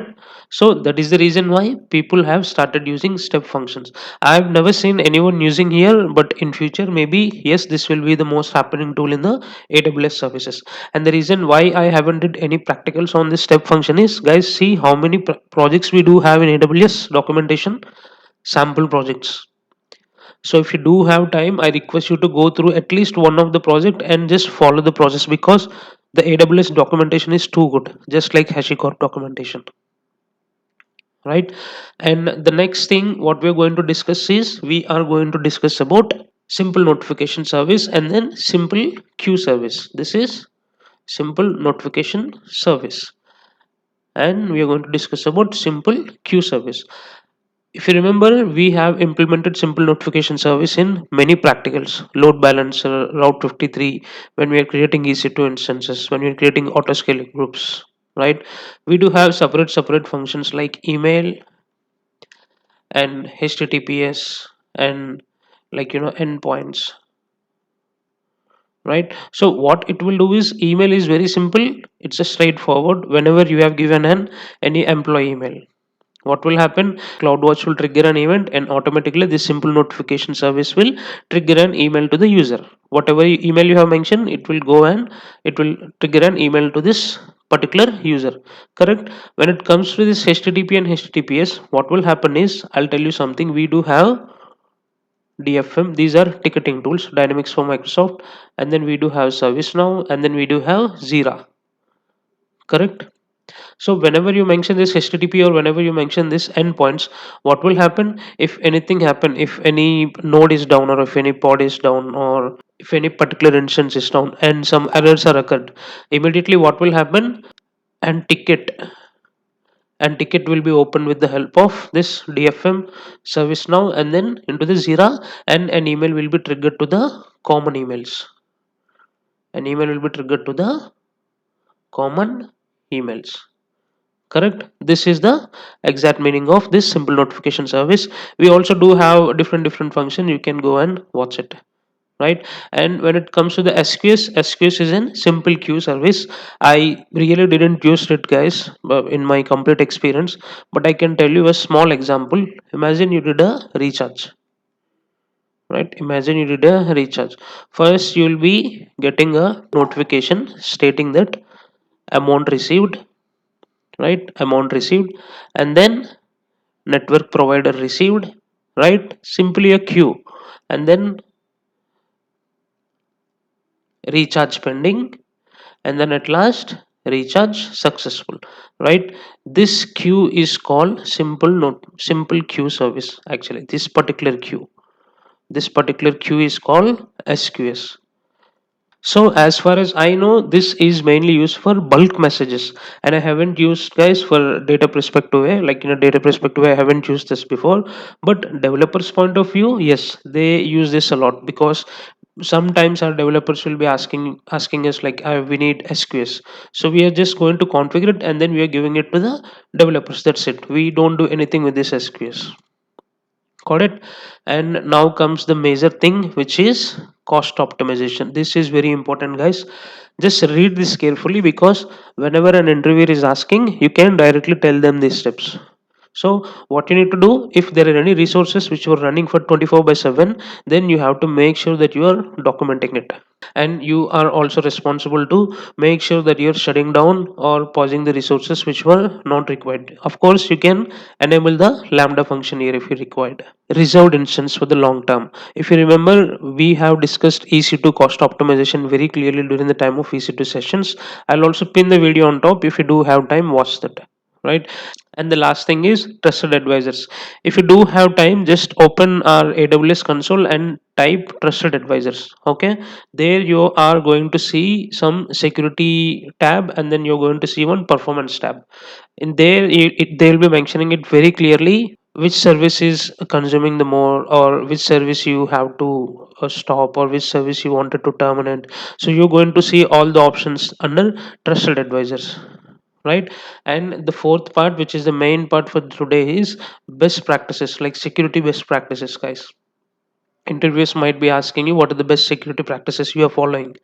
In such case, what you have to mention is, you always suggest to deploy the infrastructure only with the Terraform itself. Of course, you can also mention the cloud formation templates. If your client is allowing to use only cloud native tools, then you have to choose cloud formation templates, correct? And you can also mention that you always choose to deploy the infrastructure with the serverless architecture itself only, using Lambda functions. Got it? And cloud trial is also enabled on all the locations with wherever your infrastructure is deployed, regardless of any region or regardless of any availability zone. right? So this is the major important point, guys. People who are trying to shift their domain to the DevOps or any non-technical or support background, if they are if they wanted to deploy their career in DevOps, guys, please make sure that you are not deploying anything in the public subnet. Even if your friend, even if your colleague, or even if your senior is asking you to deploy something in public, then what you can do is simply drop an email. Hey, hope you're doing good. As discussed and as requested, I'm going to deploying the particular resource in the public subnet, or as suggested, I'm deploying the particular resource in the public subnet. In such way, what will happen is, if anything happens in the future, then at least you'll be having some document to show them that someone has been suggested to do it. But in like, even in any case, what I suggest you is, don't deploy anything in public subnets, right? And you are also responsible for taking the backups for the database servers. Of course, we do have snapshots, but still it's always a best practice to take the backups. See, we in Terraform we do have state file, we do keep it in a remote location or remote backend, which is S3.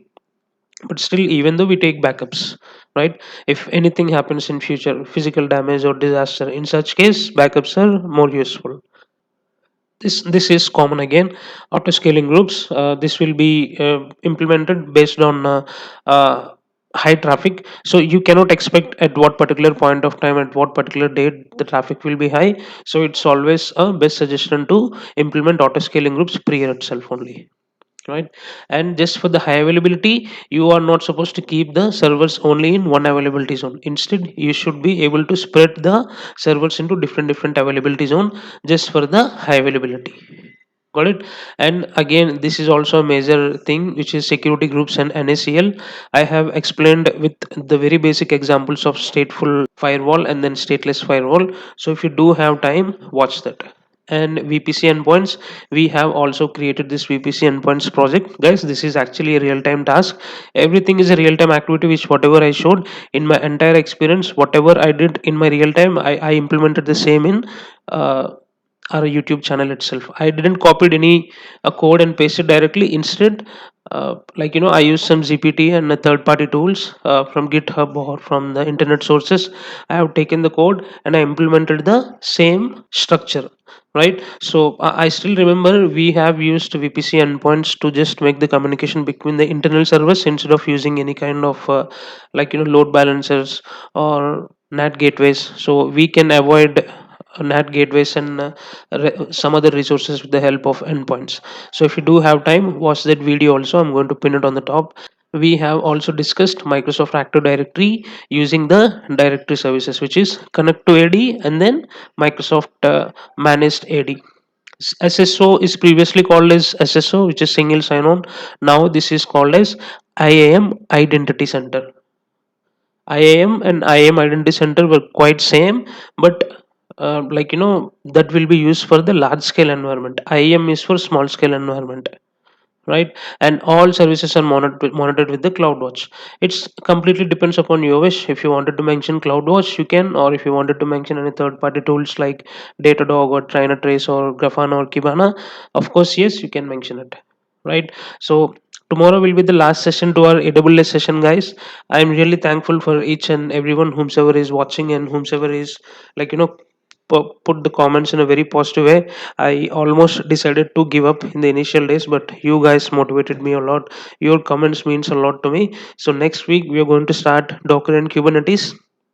People who are very new to the containers, trust me, guys, blindly follow what I am saying and make sure that you're doing practicals. Again and again I'm saying, do as many as practicals, because I'm not going to explain Kubernetes or Docker on single node clusters. I'm going to create multi-node clusters using kops or rancher. So I'm going to do everything as a realistic way. So I personally and sincerely request you to do the practicals. If you do the practicals, you can able to answer any situational based questions, and alone you can manage your own tasks on your floor.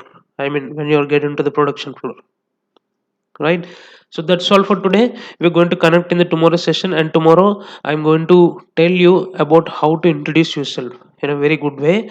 Even if you're not from the DevOps background, it's okay. I'm going to tell you how to represent yourself in front of the interviewer. right? And then I am also going to discuss about the resume stuff, what you have to keep and what not to keep.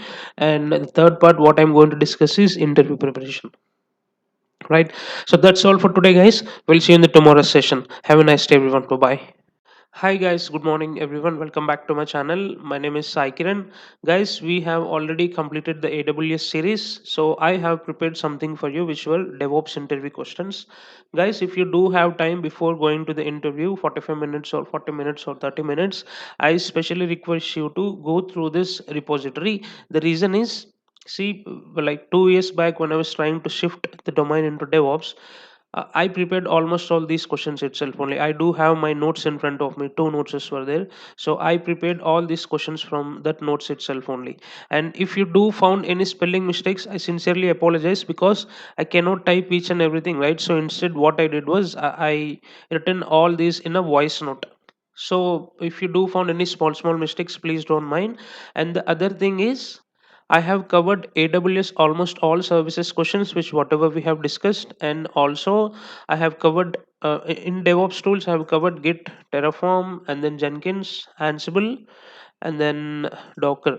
So these are the tools I have covered in DevOps. I haven't covered anything something like SonarCube or JFrog, Nexus, all this such kind of tools, because interviewer will not be having much time to ask or much time to grind in such tools. They will be asking you more questions on this Docker, Jenkins, Terraform, and Kubernetes itself only. So hardly the interview will go for 1 hour or 1 hour 15 minutes or 20 minutes, like that, right? In that small time they are going to grind you more on the Terraform, Docker, Jenkins, and then, like, Kubernetes and all this part, right? So I've given all the basic questions. I have not mentioned any kind of situational questions here, because you will not be having enough time to go with the situational questions if I keep mentioning in the repository. Got it? Sometimes you prepare more hard with the situational based questions, and the interviewer will be simply coming up with the basic stuff. So all those questions were here. And if you ask me how can this questions helps you, I believe, as far as I know, for 60 to 70% you can clear all service based company interviews with these questions. Because in service based companies I've seen, they might not be asking more like, situational based questions when comparatively to the product based companies. As far as I know, maybe I might be wrong, I might be correct, because this is my experience actually when giving the interviews. So yeah, that's all I wanted to say. And if anyone is having interview in the nearby, all the very best, and you will be definitely getting the job. Thank you so much, guys. Have a nice day. We'll see you in the tomorrow's session. Happy weekend, everyone. Bye bye. Hi guys, good morning everyone. Welcome back to my channel. My name is Sai Kiran. Guys, today is the last session in the AWS. I sincerely would like to thank whomsoever has been subscribed and whomsoever has been sent the positive feedback to me and all the positive comments. It's truly a motivation for me. Because of you guys, I'm moving ahead and starting Docker and Kubernetes next week. Right. My plan is to start DevSecOps actually and then Kubernetes, but many people were asking to start the Kubernetes. So instead of starting directly Kubernetes, I added Docker in front of it. So it's a Docker plus Kubernetes sessions. We are going to start from the next week.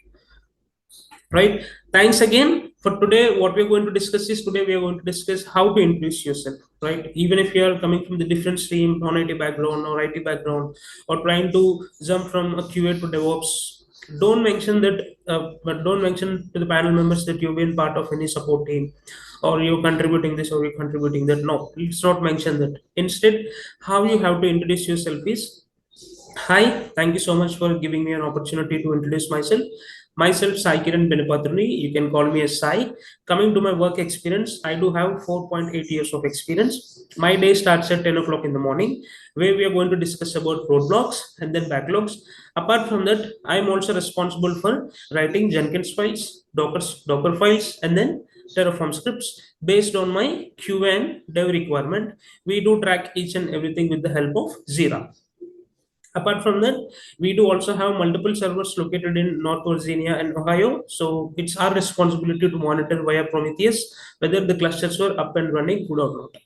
If any issue occurs, then again it's our responsibility to resolve it. If it's not in our hands, then we are going to sit with the on-site team and we are going to resolve it. Post that, I am also responsible to give KT sessions to the new joiners, and I'm also responsible to take the level 1 technical interviews. You should uh, introduce yourself in this way. But when it comes to the freshers, mention about the project, what you have learned post your graduation, and also mention the strengths and weakness of yours, and also tell them that given an opportunity will be really appreciated, and you do have that zeal, and you do have that grasping knowledge to grasp all the stuff during the time of training, right? This is how you have to introduce yourself. And the next thing what we are going to discuss for today is we are going to see about the resume stuff, and then we are going to see what you have to mention in the profile summary and how to address your projects and clients in the resume, and then we'll wind up this session, right? So let me share my screen once. So I'm not, again, I'm not promoting any website, so I'm not promoting anything, but resume.io, this is the one since I'm using for the past 1.5 year. They do have some cool templates here. If you scroll down, see the templates here. This is the template of mine. Here we're going to get a lot of templates, and also the best thing here is, see, whenever you're trying to apply any job, don't apply with the same resume. Try to change the job description and try to modify your resume and then keep applying, right? You know how this applying and how this shortlisting will work. So in such case, it's always a best practice to change the resume whenever you are applying to the new job, correct? They do also provide 7 days of subscription, I think, and they also do provide some 2 months or 3 months of subscription. I'm not sure, but I do have 1 year subscription. It's over already. And if you do have any budget constraints, I can understand. So you can go to something called Dizzy Dream Store. Is it Dizzy Dream Store? Yeah, Dizzy Dream Store. I bought Canva from here itself only. It's somewhere around 299 or 199, I think. Again, I'm not promoting anything, guys. Please don't take me in a different way. This is the place where you're going to get Canva for free. I mean, not free, Canva for the very less price. See, here it is. If you go to the search tab and if you enter professional resumes, you can also find a lot of resumes here in the Canva.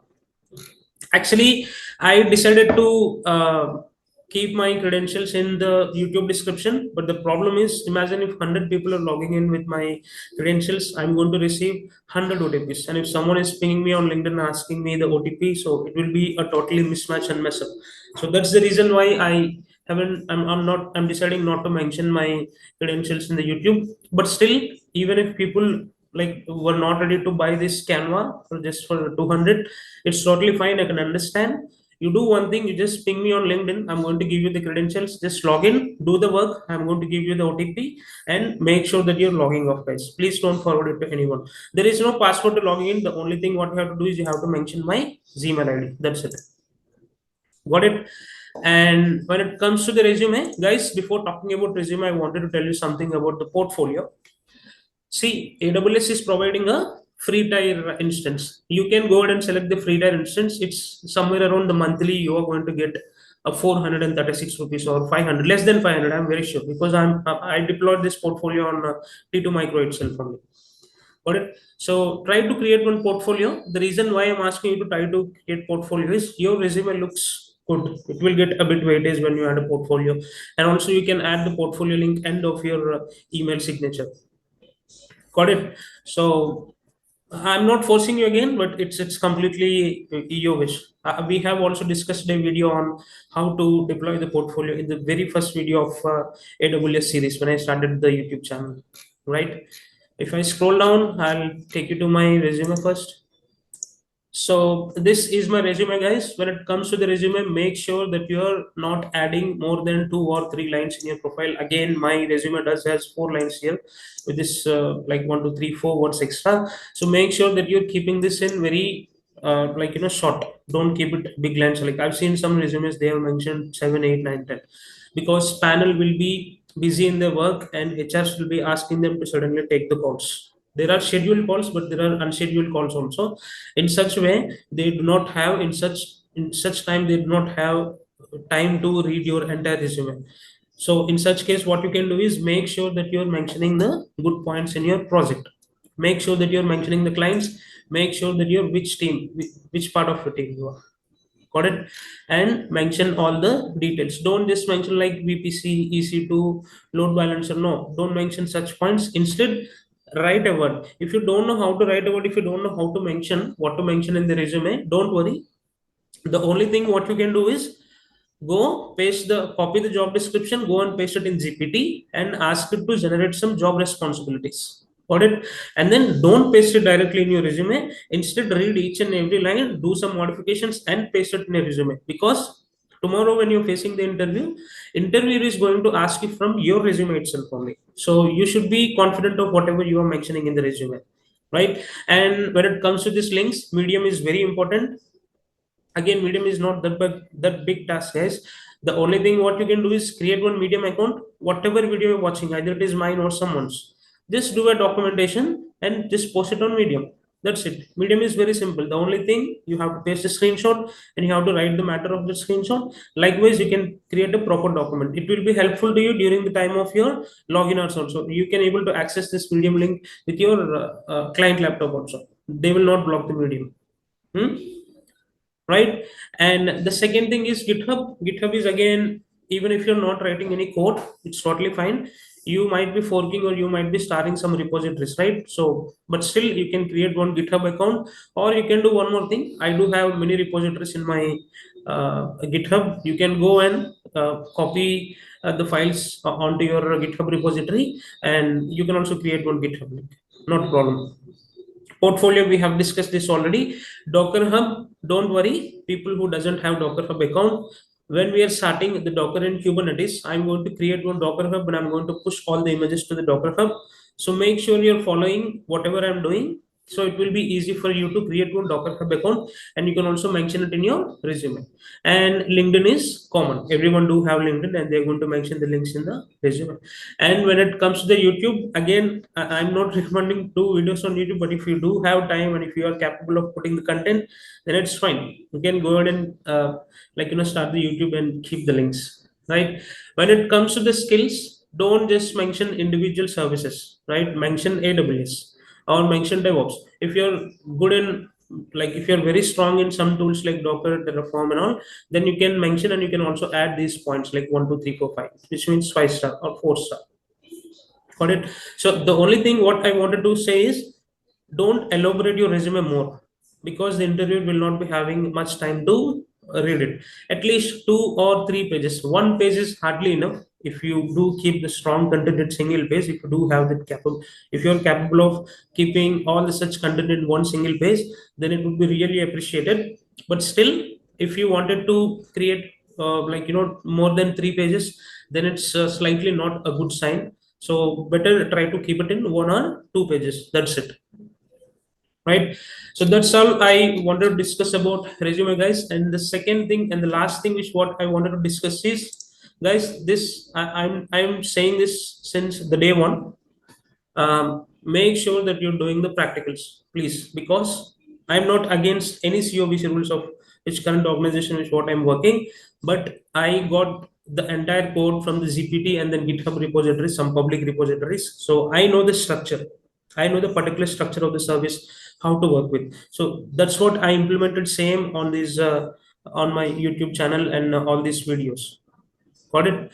So, and this is the reason where I didn't kept any end-to-end project. The main disadvantage of the end-to-end project is, see, your thinking capability will be limited. I mentioned the same long back on LinkedIn. Your thinking capability will be limited. When you do individual project on individual service, then you will know the functionality of the each and every services. When your manager is giving any task, then you can think the task in 5 different ways. Got it? With single service, we can use that in different ways. So that is the reason why don't just rely on end-to-end projects. What will happen is that end-to-end project and that particular service will be used only to complete that end-to-end project, and you will be thinking that, okay, I know this tool. But no, when you do the project, individual project on a single service, then you will be understanding it very clearly about that particular service. So first 1 to 8 9 videos, I'm sorry, that was a beginner's mistake. These videos were a bit slow, and after that we did many projects on ALB. We did projects on Active Directory, directory services, and then workspaces, right? Cost optimization. This auto scaling group is also a proper real-time task where we have implemented SNS Route 53, and we have also updated the DNS with Route 53. Right, in the real time we are going to do the same. So do practicals. That's all I wanted to say. And the second most thing is, like people who are not aware of any containerization part, people who are not aware of anything in Kubernetes, don't worry, blindly follow my stuff. After like next week, I'm going to start Docker and Kubernetes. Just blindly follow it, guys. The reason why I'm telling you is you can easily cover situational based interview questions, and then you can easily handle whatever task you are getting once you get into the project, because I'm going to put some medium, like easy level to hard level content, right? So try to understand, even if you're not understanding in the first go, try to watch it twice or thrice. So for me, if I watch any video, I'm not going to understand it in a single shot. It will take 3 to 4 hours for me to understand. So that's all I wanted to say, and there is nothing to discuss much. Again, I am extremely thankful for whomsoever has sent the positive feedback and positive comment. Again, I'm saying you with your motivation, I am starting Docker and Kubernetes. And one more thing I forgot to add, I'm doing this Kubernetes stuff on 6 node multi-node Kubernetes cluster. I'm not going to do it on Minikube or Rancher or kind. I'm going to do it on 6 node Kubernetes cluster. It's a proper real-time activities. And don't worry, I'm not going to jump directly onto the deployments. Before deployments, what I'm going to do is I'm going to explain about nodes and pods. Like when I started learning Kubernetes, I don't even know what were nodes and pods. Like I confused for these two terminologies. So we are going to discuss each and everything. We are going to go slowly so that everyone can be understanding. Yeah, my only request is to do the practicals. That's it. Don't worry about the bill. The bill is minimal itself only, guys. This the path will be like this only. It's a bit hard. I know many people having like getting the less salary comparative to the friends and all. I can understand that totally. Even if you do the hard work, the salary was still an underpaid, but the process is like this. If you skill up now, at least for 2 or 3 months, whatever I show you, mark my words, you're going to get very good salary, guys, trust me. So they are going to pay some good amount. So what you have to do, you have to do some justice to the position, you have to do the justice to the money which what you're taking, correct? So for that, at least do more practicals, so that once you get inside, everything will be dead easy for you. Reason how I'm doing this YouTube videos is I can spend the time in office, I can come back and do the videos because I know how to do it. So that's how easy it would be. If I spoke anything wrong, like mistakenly, please don't take me in a wrong way. And all the very best to everyone. We'll see you in the next week. We'll see you in the next week with the Docker and Kubernetes. If you do have any doubts, don't hesitate to ping me on LinkedIn. If you do have any doubts, please put it in the comment section, or if you wanted to join my Telegram channel, you can join. There we are going to discuss all the stuff issue, whatever you wanted to, right? I'm going to pin the link in the description itself also. Thank you so much for watching, guys. We are going to see you in the next week. Bye. Have a nice day.